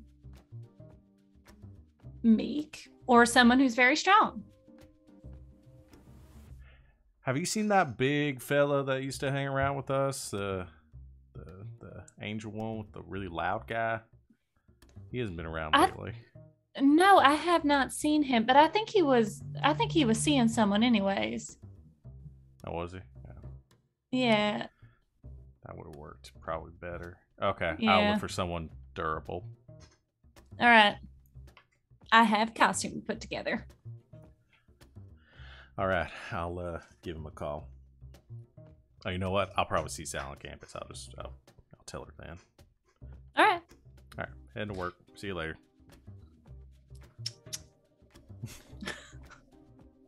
Okay. Victoria, you set to work on your Halloween costume. She scoots away. or a surprise. If this is the pick that we got in Discord yesterday, I can't fucking wait. I'm so excited. Yes. It's a surprise. So when you head to campus, I assume it's not a big campus. It's really sort of like contained. So I assume you probably run into Sally. Yeah. Or Surza. No, it's funnier if you run into Surza. I was wondering if I saw both of them together, but yes, I can. I can. They both have morning classes, but they are in different classes. Okay. I'm gonna say you run into Surza because I like that. Okay. Oh, hey. Hey, What you doing here? I'm going to work. I Why? work on campus. For money. Right. People Live. talk about that a lot. Yeah, it's sort of important. Up top here. Where's Sal at? Probably in class. I Right. can like pass along a message or something. Yeah, sure, why not? So, god damn it. So there's a thing my work is doing on Sunday's Halloween. Do you know about Halloween? So, like celebration of like pagan stuff, and Yeah, I always heard it as Sam Hain, but I think that's just mostly it's Samhain. Okay, right. So they're doing a Halloween, is what we tend to call it, but actually most people there are probably very, very impressed that you know that. At the museum on Sunday night, sort of a work thing. I've been told I can invite a couple friends, so Vic and I will both be there. You and Sal want to come too. I mean, I cannot tell Sal about it, and it could just be the three of us. Right. No, I think we should invite Sal. I would like to invite Sal, please. If I can text her if you. No, I can tell her about it. It's fine. Cool. Well, it's a costume thing, so if you want to wear a costume, then feel free. I have an idea. Cool. Well, I we'll probably get over there around like 8:30. So, you want to meet us over there? We'll see you then. Well, why don't we just carpool together? Sure. Yeah. I guess Vic and I can pick you and Sal up. Right before. Right, it's a date. Yeah. All right. Sure. I gotta get to work. Right. Make some money. Will do. And Wynn goes walking off, like almost like stumbles. It like turns around. It's very awkward by this uncomfortable by this conversation. Like runs into somebody that's coming into class, and then keeps walking away. And is just muttering to himself, "It's a date." Oh shit! No. Fuck. Whoops. So. And you had to work. Yep. I assume somebody loops in Sally. Yeah. Wynn sends Sal a text anyway, just in case. Sir tells Sally about it. I think Victoria. Oh, go ahead. Victoria just sends a text to the group since when she finds out we're carpooling and says, my back seat isn't very large, so if you have a large costume, you might want to not wear it and just attach it. The Corvette doesn't have much space back there.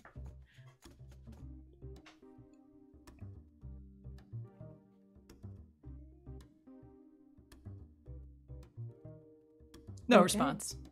No response. Thumbs up emoji. All right. So everyone gets their costumes or lack thereof ready. Who's dressing up? I know Victoria is. And a Wynn is. Sir's kinda. Sally refuses. Okay. Oh, no. Is there anything else you all want to get up to between now and Halloween? Sal looks for a job. Sal looks for a job. What kind of job is Sal looking for? Something that would still let her like get up early for classes, so she can't bartend probably, which is where all the money is. So, oh, she looks for retail, maybe serving something, because apparently she's gonna have to be paying off that credit card.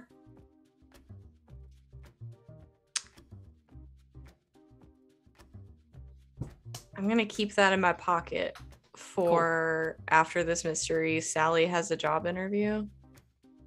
Excellent. At the taco shell. Really fun. At the taco shell. She's the new Shelford. Don't tell anyone.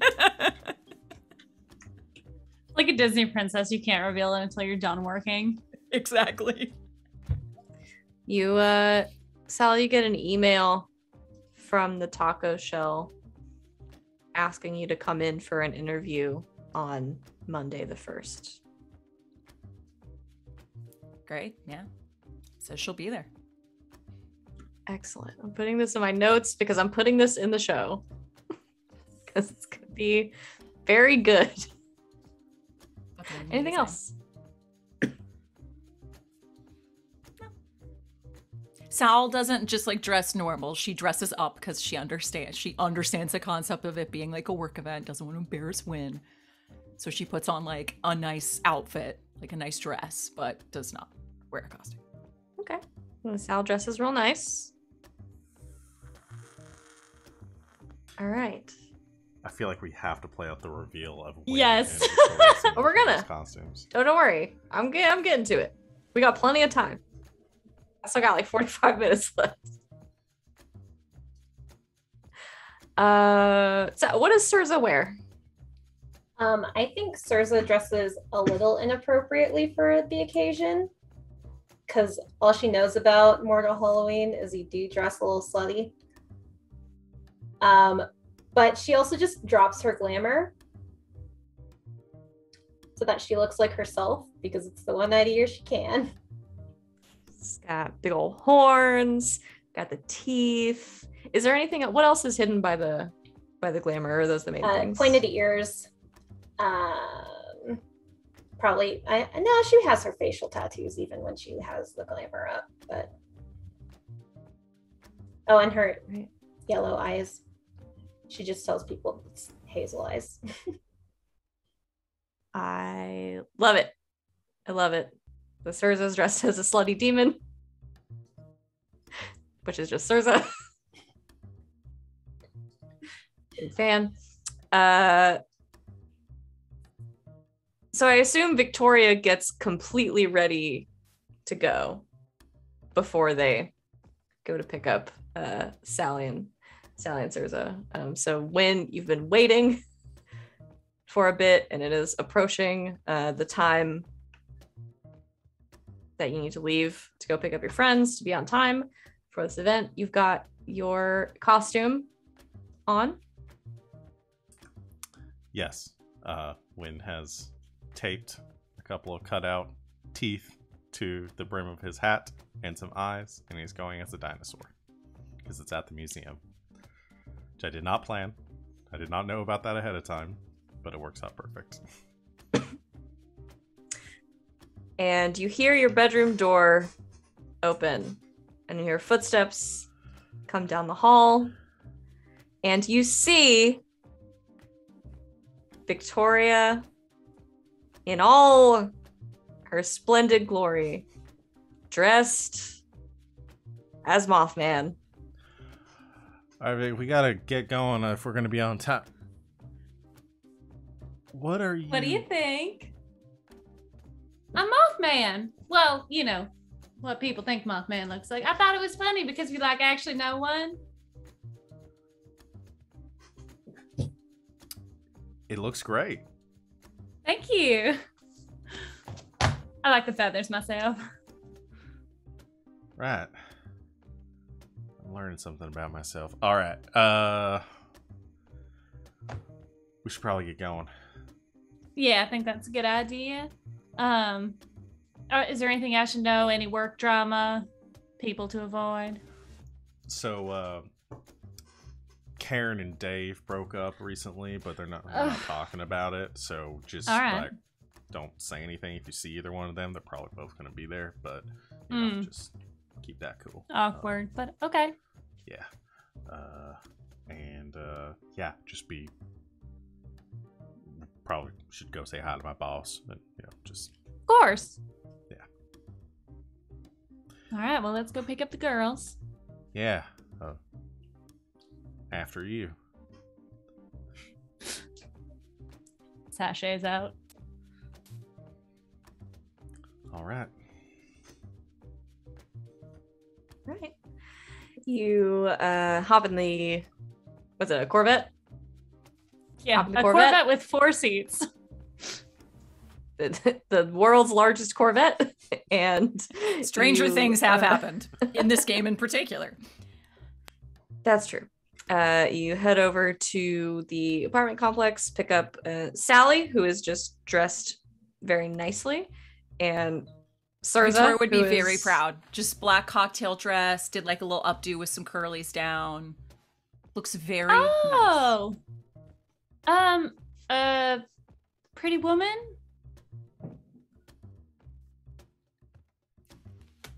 Got it in one. Look at you. Oh, it's great. Good job. Thanks. Oh, and Surza is dressed like Surza. Did you not want to dress up? Oh no, like I figured like people would really like my costume if it was just like me, but they didn't know it was just like me. Oh. Yeah, everyone can see this tonight, not just Oh, all right, us. all right. Yeah. And you're not worried that somebody's going to think your costume's just like a little too good? No. I mean, it's me. They should expect it to be really good. We'll just tell everyone she's a cosplayer. There we go. Just don't let anyone touch, like, your horns. But that's boring. This is a work event. Where Just Wynn say works. glue them on really good or something. Really strong magnets. Right. No one knows how magnets work, so. If people are asking to touch my horns at a work event, like that's their problem. You are right. Okay. All right, load up, guys. There's no way this could possibly go wrong. This was a terrible idea. I know. And the cousins, sisters, I don't ever remember. Sisters. They're sisters. They're half sisters. I don't ever remember. I say something different every time. The demon sisters hop into the back of the Corvette, and you head to the museum. Welcome to the Cedar Grove Museum of Natural History, who is this week unveiling its latest exhibit, a big addition to the Ancient Egypt wing. I paused because Sid made a real face. You make your way in. Let me see if I can get some good like party music.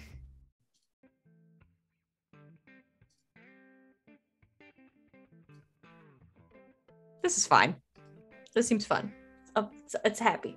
It's upbeat. You make your way in. There is some music sort of pumping into the museum softly, so people can talk over it and things. There are a couple of long tables with where they are sort of serving drinks from and everything. There are some staff that are making their way around with hors d'oeuvres. It's a nice event, and it is sort of centered around this one hall of the museum where there's been an addition to the exhibit on ancient Egypt. You all make your way around. I assume there is some mingling happening. Do the four of you stick together?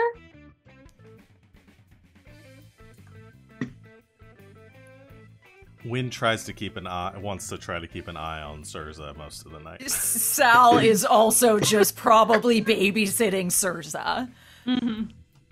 But does break off for like interacting with like coworkers and bosses and stuff, like trying to keep those interactions as separate as possible. What was your boss? Dr. Fisher is there, who's the head of the archaeology department, is there. I assume you have a nice, pleasant conversation. Everybody loves the Mothman get up. Mothman is one of our most popular American cryptids.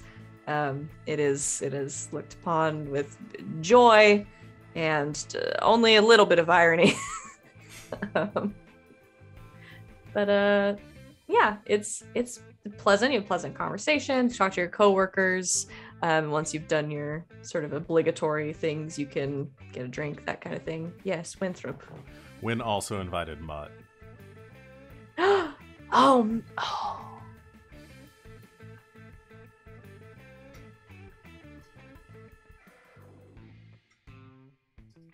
Hold on.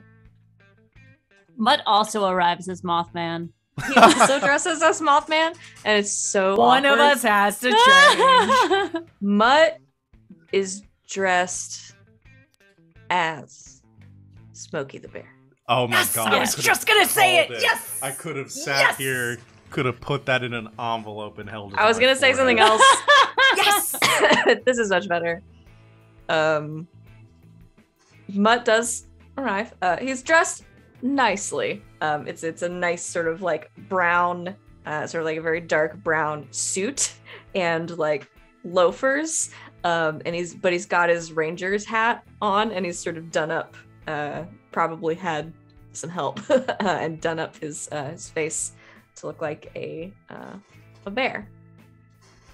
And he thinks it is the fucking funniest thing.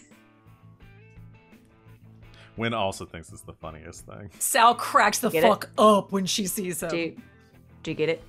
Yeah. I'm sorry. I don't. Yeah. I don't get it. You know, Smokey the Bear. No, I don't know Smokey. Only Bear. you can prevent forest fires.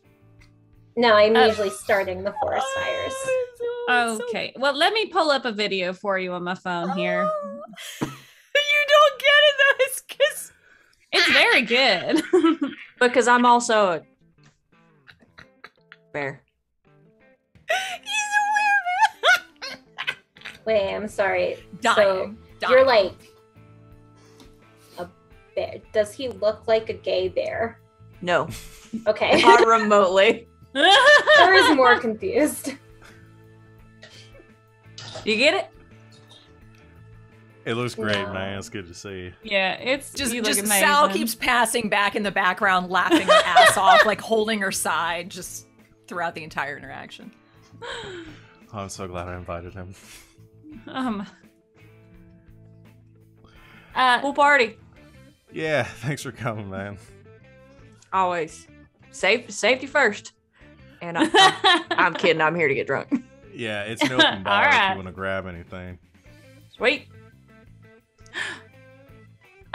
Sir, Mutt, why don't you, would you mind explaining to Sir a little bit more about Smokey the Bear and what you do since she isn't she's new to the area. And, I really might don't be good for care her. about bears that prevent forest fires, to be honest. It's more of a social, like it's a thing that most people in America know about. So it'd be a great experience for you to learn a little bit. Well, I feel like I already get it. Also, like, it's a he's bear. He's going to the bar.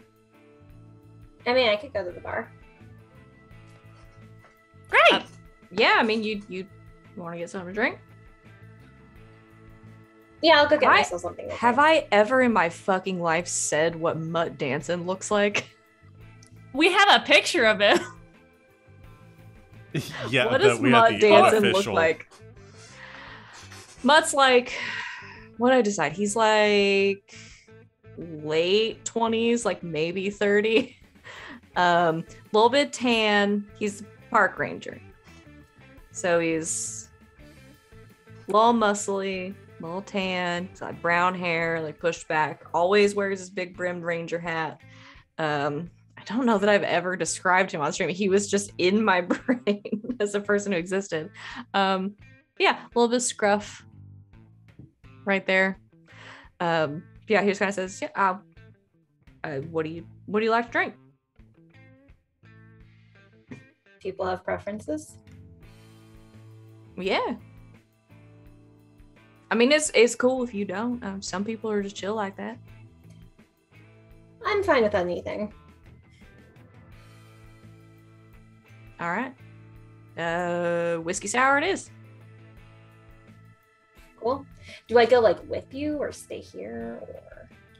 Oh, I can bring you some. Okay. It goes off to the bar. Sorry, who's that guy? That's my friend Mutt. Our friend Mutt, I guess. He's a werebear! And he's dressed... Oh, wait, so that's why he's dressed as a bear, because he's a werebear. It's just so good. Okay, that makes more just sense the now. Depth. Oh my god. Oh, it's great. Oh, Sal, I have a Scare question running? for you. Oh. Pull Sal away. What? What? I'm sorry. It's just really good. No, it was a great joke. I really Oh. appreciate it. Do you think that Sir would be into Mutt? Come again? Sir and Mutt.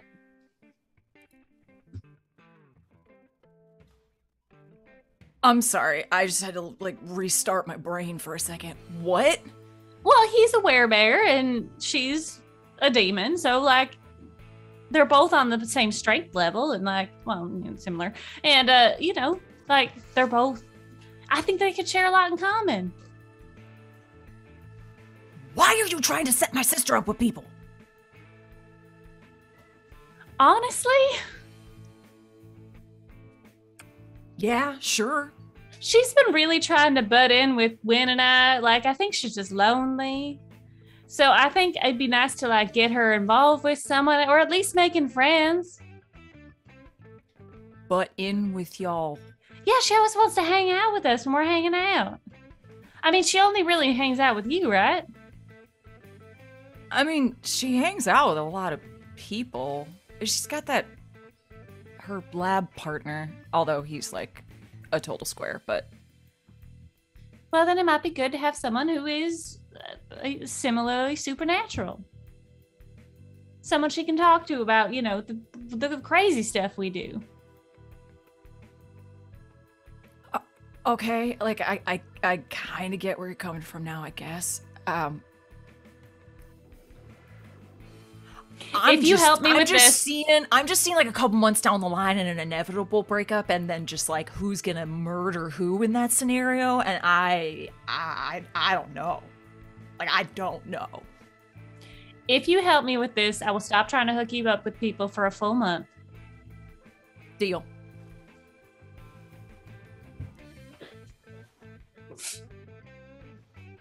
Move back to the group. Meanwhile, Sirs of Mutt has returned. Handed you a whiskey sour. And Tell me if you like it. well, They're pretty good. Yeah, I've had a whiskey sour before. Like I like them. Oh, good. Oh, I'm batting 1,000 right now, I guess. Yeah. Oh, you're Sally's sister? Is that right? Sister. Yeah. Cool. Mhm. So are you from Georgia? Or? No. That's nearly as hot. You know, I had a feeling. About what? Well, I didn't know if you were, like, you said half sister, so I didn't know if it was Right. human or demon or... Yeah, I mean, like, this is just how I look, so I thought that might be a clue as to which half. I mean, some people are just really good at costumes, so you never know. Well, I probably would be very good at costumes if I did an actual costume, so. Oh yeah, you like a creative type? What does that have to do with costumes? Well, you're creative, like you come up with stuff and make stuff, and I like sewing and stuff. Oh no, I've never tried that before. Yeah, me either. I got these big old hands. Not very good for little needles. Yeah. So when are you and Victoria next hanging out? You know, I don't know. We just spend a lot of time together. I mean, like you live together. Like I guess I could just stop by your house whenever, and you'd probably be there if you're not at work. So. You know what? We're out a lot. You know, we tend to get out and do stuff. So, and we're just kind of all over the place. Well, why don't you invite me? Well, you know what? We just usually assume you're busy. Why?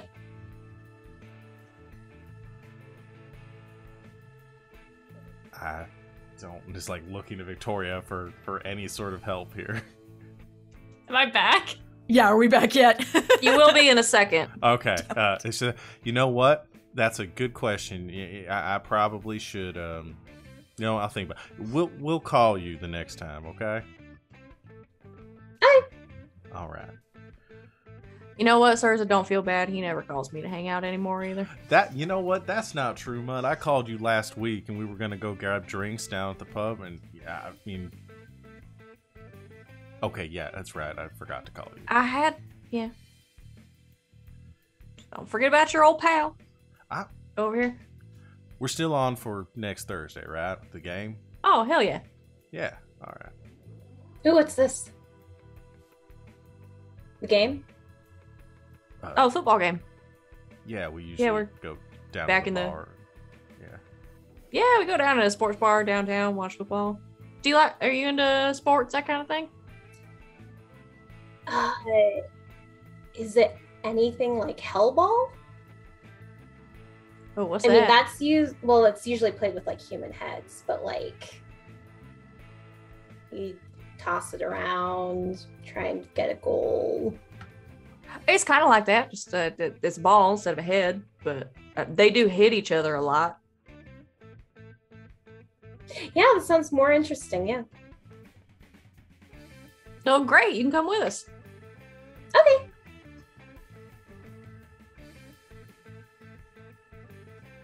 I think Yeah, Victoria sounds and great. Sally make it back. My work here is done. Sounds great. Yeah. Right. Do you want to go talk to your boss, Wynn? Mm-hmm. Yeah, let's go do Okay. that. I should probably go say hi to Dr. Phillips. We'll be right back, y'all. Just gotta go Oh, yeah. make an appearance. Do Okay. your thing. Should I come too? No? No, sir, I was gonna ask you, you were wondering about like how cougars like eat, right?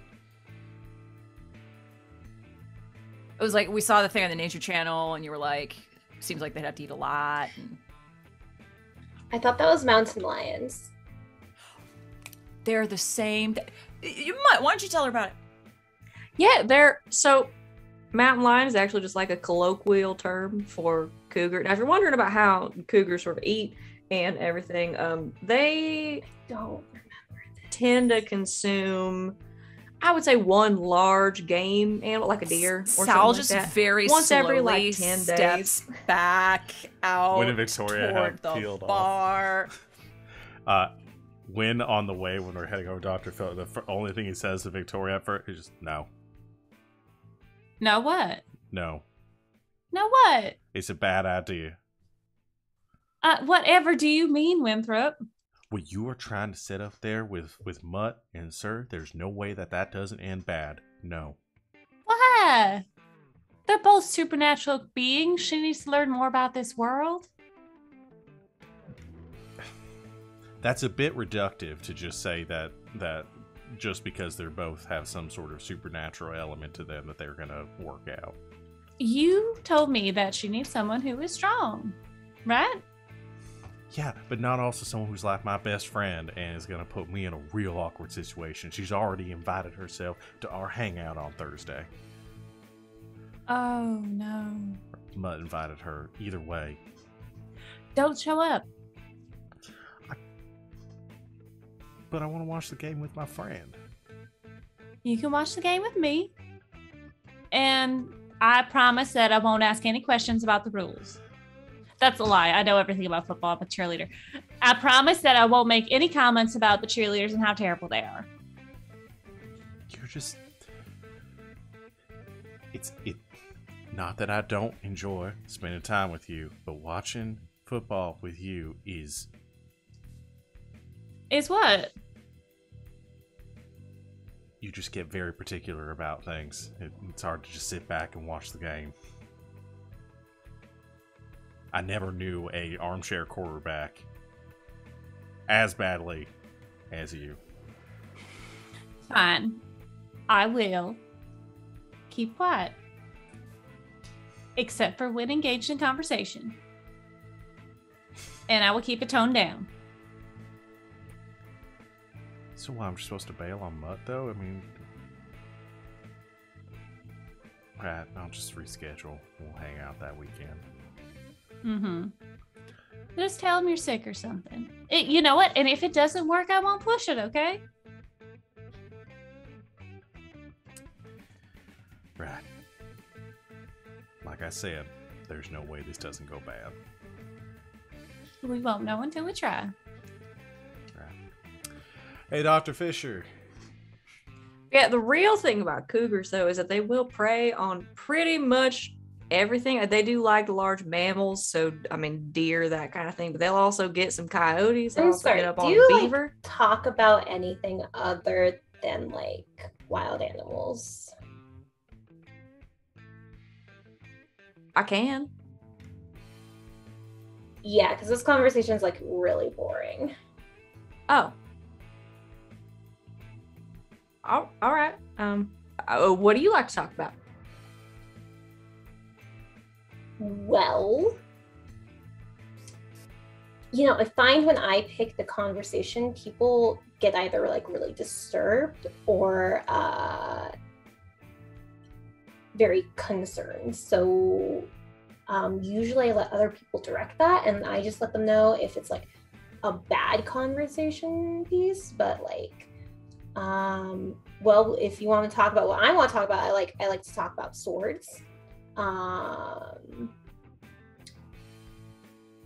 guess stabbing people's not a good conversation starter. I mean, probably not at a work event. Oh, we could talk about swords. I don't, honestly, don't know that much about swords and sword play. I'm more of a gun.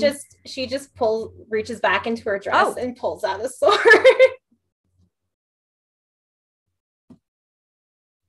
Is that real? Yeah. I mean, why would I bring a fake sword to a thing? I mean, that's a fair point.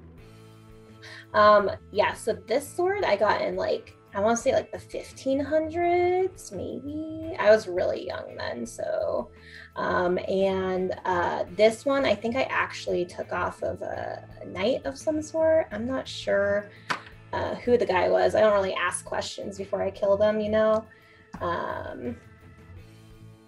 Sure. It's another Zweihander. Yeah, it's similar to Sal's. Hell yeah, I want to hold it. Yeah, here. Mud holds the sword. Shit. That's fucking heavy. Mm-hmm. Maybe I'll hands it back. Maybe I'll get you to teach me a thing or two about swords. Do you plan on like sword fighting? I thought you had like the whole werebear thing going on. Like, don't you usually just use like teeth and claws? Well, I mean, yeah, usually. Can but you hold a sword as a bear? I've never tried. My gosh, can you turn to like a bear right now? Like, I mean, not in the museum, but I mean, do like other people else. Not know that you're a werebear? No, it's not really a thing that like most people talk Okay, about. She pulls out a notebook. Okay, people don't know about werebears. But yeah, I mean, if you want to, hang out some time away from the museum and the work event. Well, I mean, we're gonna see each other on what was it, Thursday for the game? Thursday. Well, all right. So yeah. So after the game, we'll just try it out. Okay. Cool.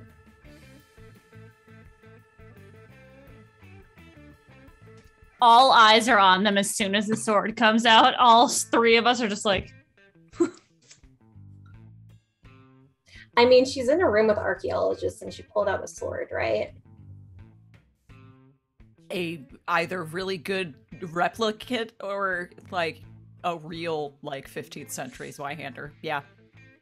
Yeah, I think a few people in the room are interested, to say the least. To make their way over to sort of when you see a couple of your, I would say a couple of Dr. Fisher's colleagues at the museum sort of making their way over to talk to Surza.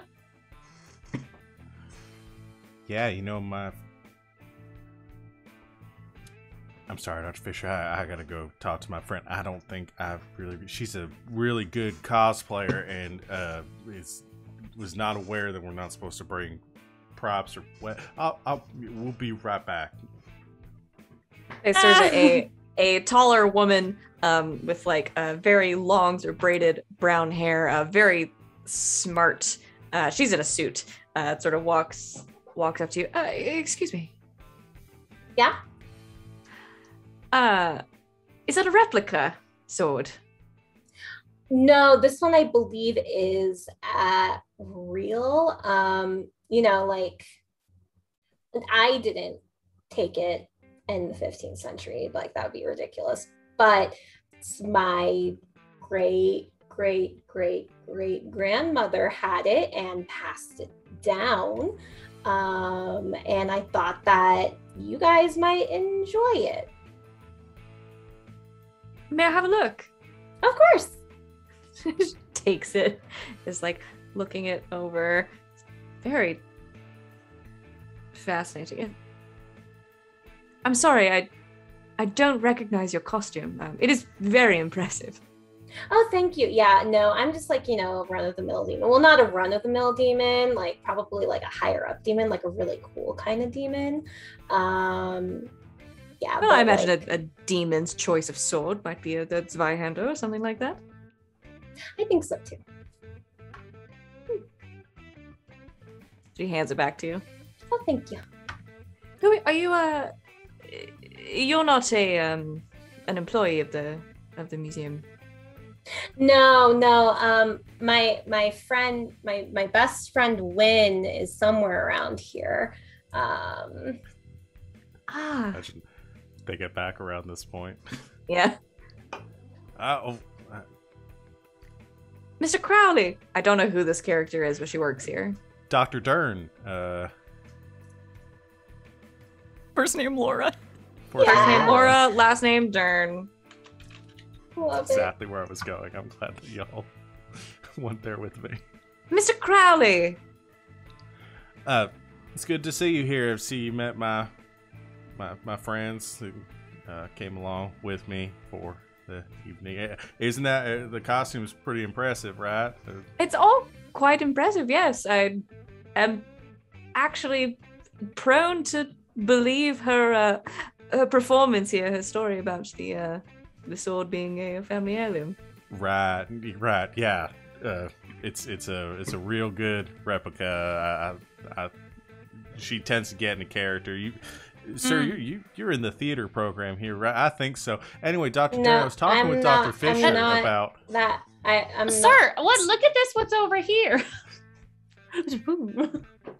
Ushers her away. Wait, what are we looking at? Oh, well, I suppose she's gone. Well, when, as you know, occasionally we're in the market for sort of replicas of items, pieces that we can't, restore, things like that. So if your friend is in in that sort of business, I would be, we're always happy to have new interns, new employees, that kind of thing. So collaborating with other departments. I actually think that piece specifically was given to her by a friend. So I think they make some pretty good pieces. So I'll pass that along. Yeah. Excellent. Well, I'm going to go have a glass of champagne. Enjoy yourself.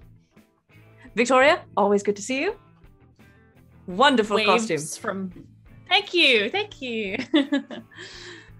Great to meet you. Sir, you cannot be pulling. Sir, please. Sir, you cannot be pulling out your sword just anywhere. Remember, we talked about this. Yeah, but like, why not here? Because there are many people who can get hurt by it. Remember? Yeah, but she really seemed to like it, so I don't really see the problem.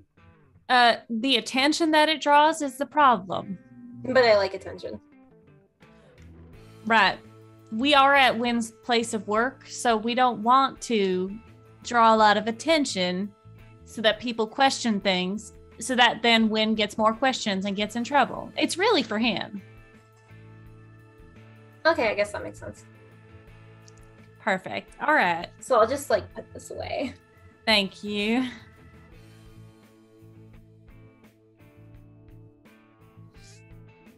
Boy, I could use another drink. Okay. Any other party shenanigans? Was Sal there during the conversation about the sword? I don't remember if she walked off or not. I don't think she was there, but I think it just in passing does have to be everything. When just says, I might have a job that you might be interested in. I'm listening. You know more about swords and medieval armaments than anyone else I know. Dr. Dern over there said they're looking for an intern. I'd intern for her. Well, you do what you want to do about that. Just passing it along. Told her Sir's was a good replica. I don't know why Sir has her sword with her right now. I patted her down before we left too. I do not. She must have put it on afterwards. I'm gonna be more thorough about that next time we go out in public. If I need to get a metal detector, I'll go halvesies with you on one. Yeah, we might need to think about that, but I have to pay off my credit card first. Yeah, I'll get you a resume. All right. Yeah.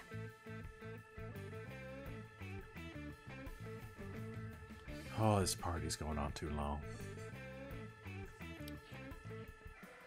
Yeah. Well, as you say that. I figured that would trigger something. Thanks a lot. I thought we were having a good time. Val's enjoying this At this party. and would do this for the next 3 sessions. But we can't. Wynn, as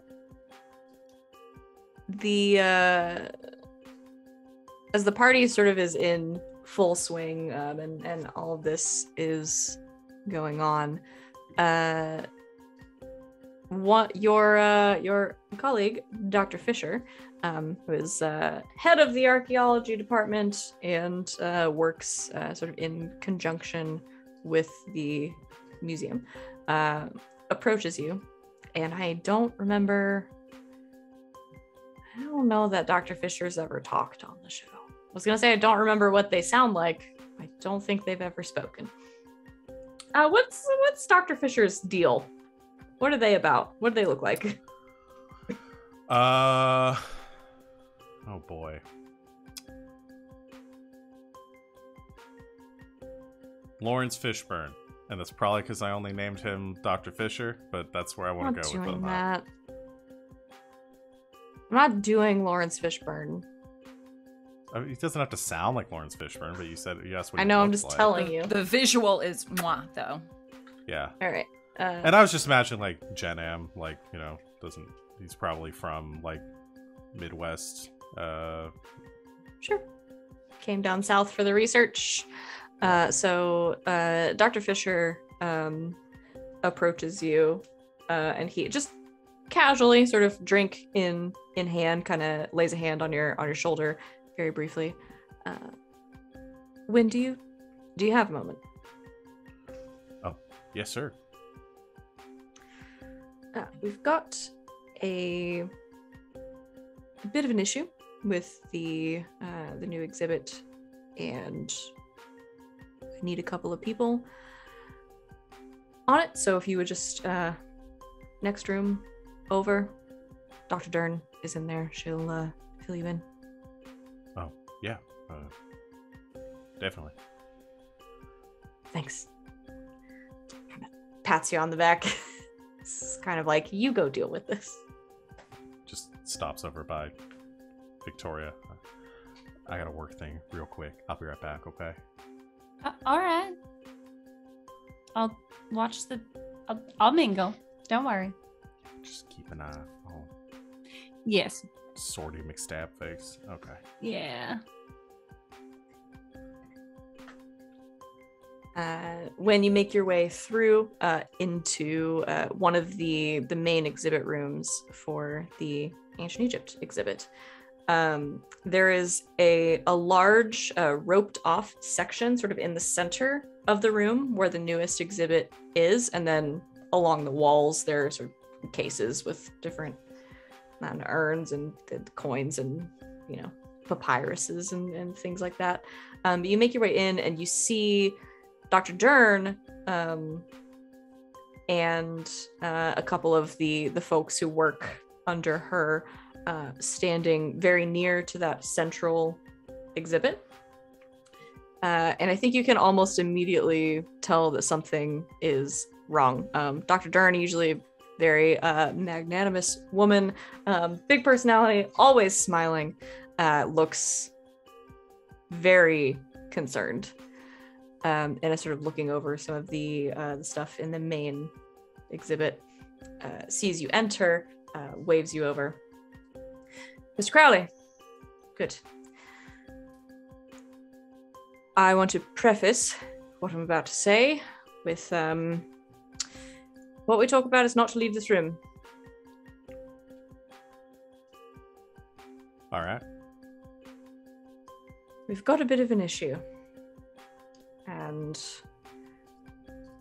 I don't know that involving the police is the best course of action. So, Dr. Fisher tells me you're a particularly astute investigator. That's me. Well, I suppose we'll see. We're missing a few things from our new exhibit. 2 things in particular. And I think if you take a look, it will be fairly obvious which ones.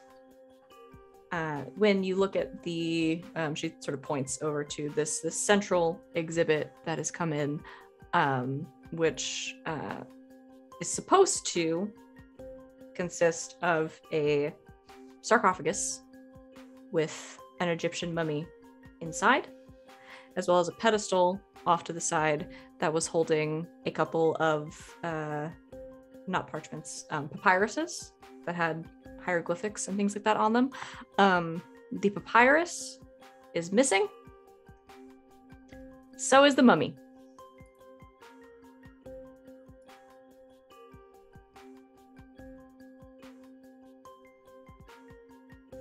Someone stole a mummy? Well, that's what I initially thought. Why wouldn't you call the cops about that?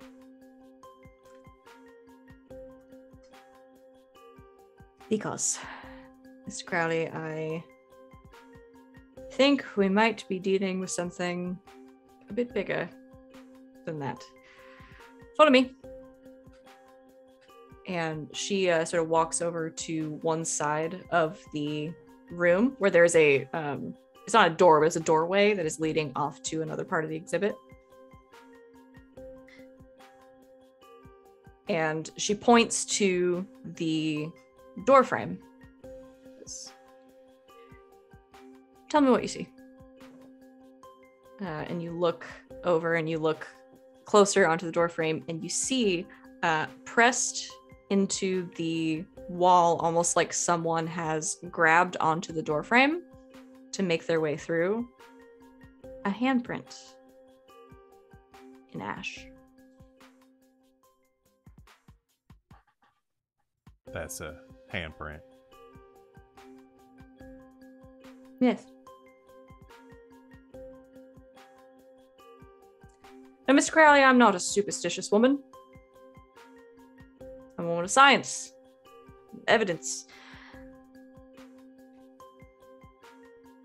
And the evidence would suggest that if someone had simply broken into the museum and stolen this papyrus and this mummy, that an alarm would have sounded, that something other than this handprint would be out of place.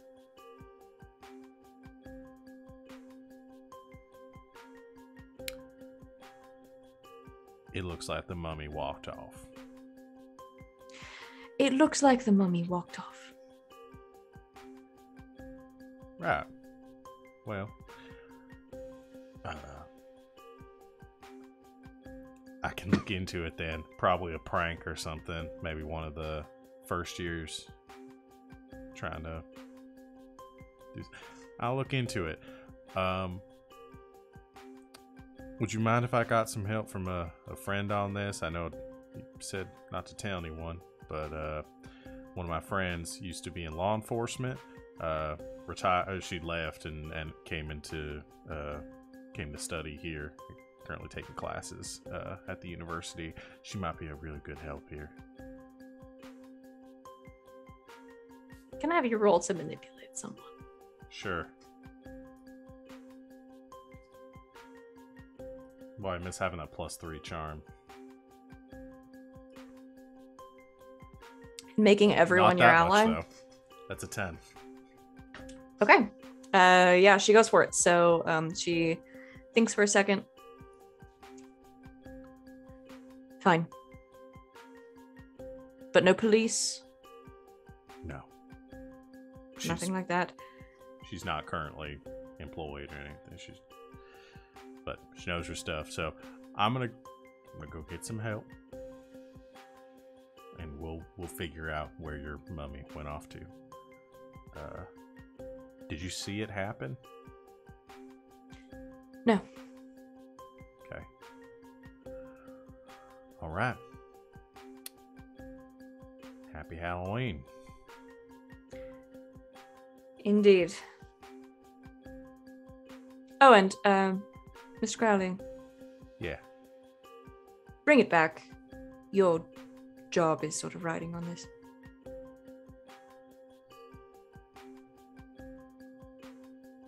Yes, ma'am. Enjoy the party. She walks away.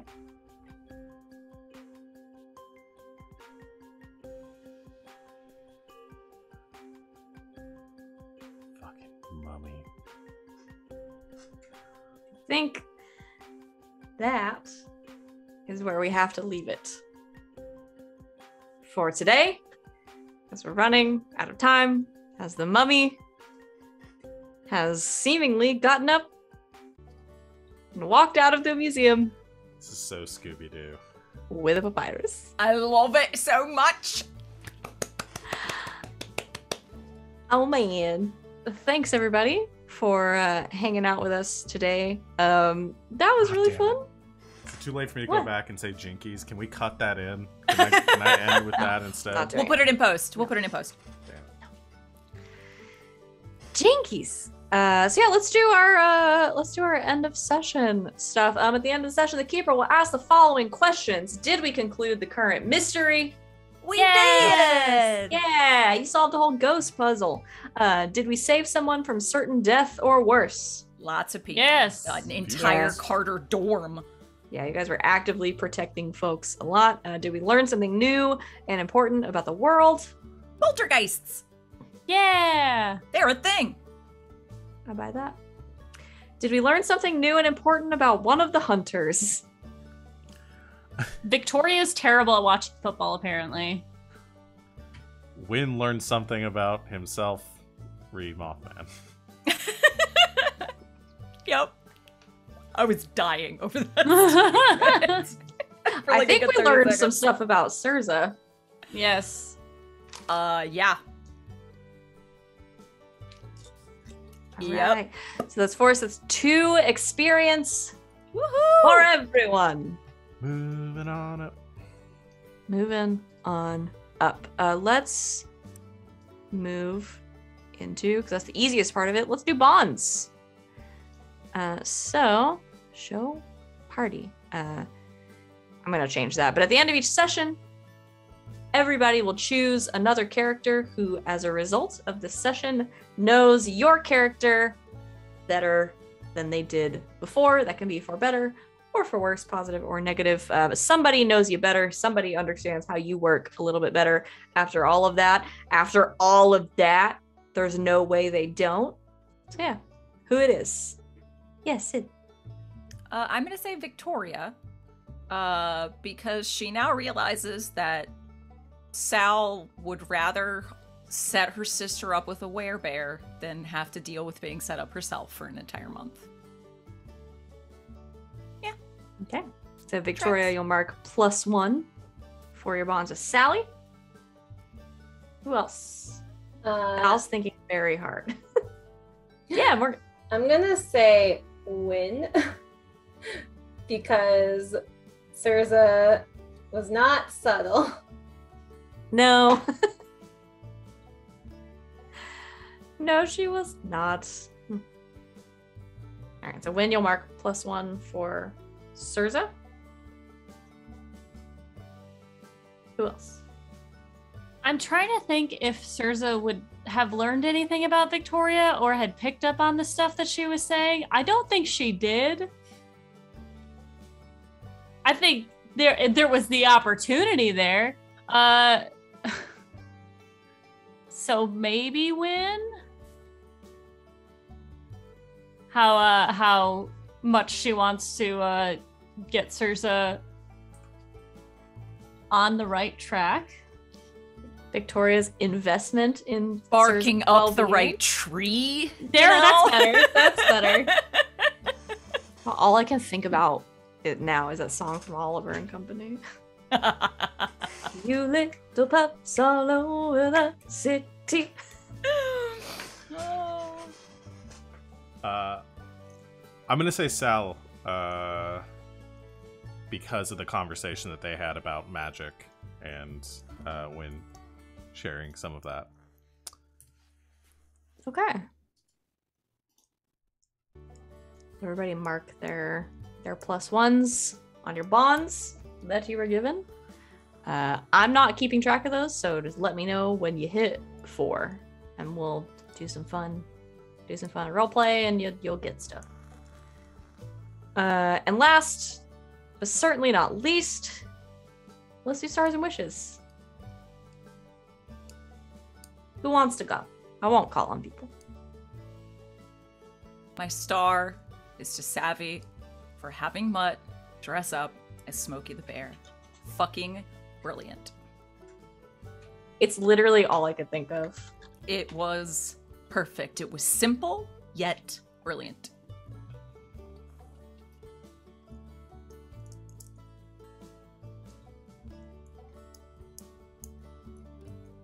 What's your wish? I wish. I want to fight a mummy. I need to fight a mummy. Don't fight. I it don't know too how hard, successfully. please. If I literally just get like backhanded by a mummy, I will feel satisfied. How come I But I wanna got fight a shit mummy. for trying to fight a mermaid, but she gets to fight a mummy? Those mermaids are perfect. I've given you the opportunity to fight everything. It's all up to you guys what you fight. It's true. Who else? Me. You. My star goes to LB for dealing with Sir in that way. I love it. I had to ask Val mid-session. I was like, did we talk about kids? Because I feel like this is Victoria learning that she can take care of children. And my wish is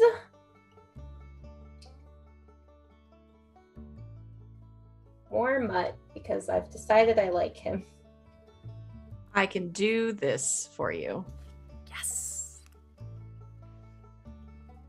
That's a surprise considering how mean to him Sir was. Sometimes that's how it exists. I physically felt pain when she said that. He took it like a champ. He really did. Right on the chin. Oh, Holy so shit. bad. Because I thought about it and I was like, would he get upset? Mutt doesn't get upset about anything. Mm-mm. He's a perfect angel. If you hurt him, I would be so mad. We're gonna be so mad. Hurt him. No one hurt him.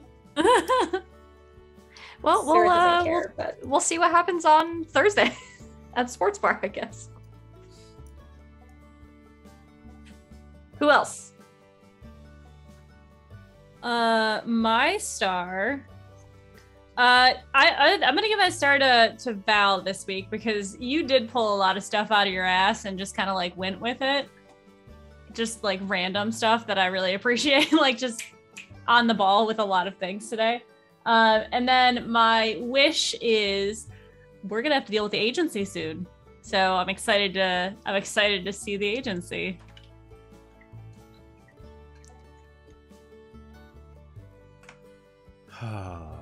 Val, it's just you. My star has to go to LB/Victoria for the Mothman costume because the whole thing was just such a good callback and really put me in a headspace with Wynn that I'm scared of.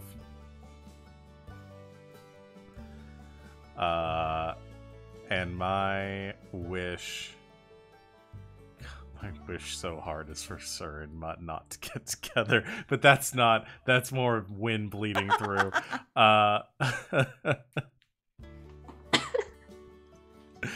My wish is going to actually be to see much more of that because that will be very funny.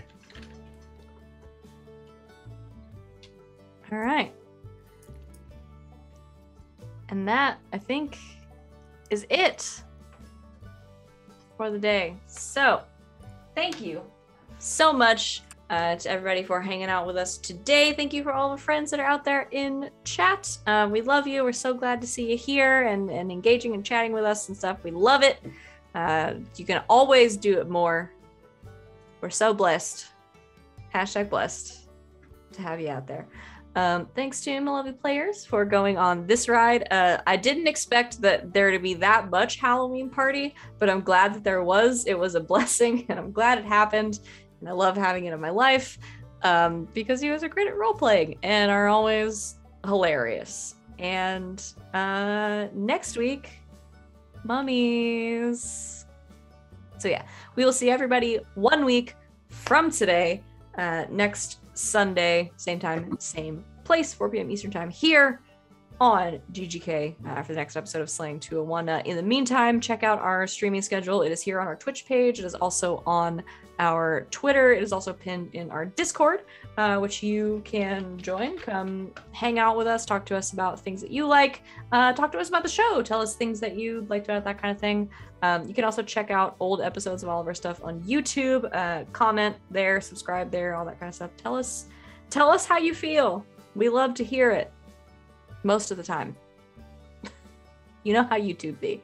But yeah, thanks everybody. Does anybody have anything they want to plug before we head away for our Sunday evening?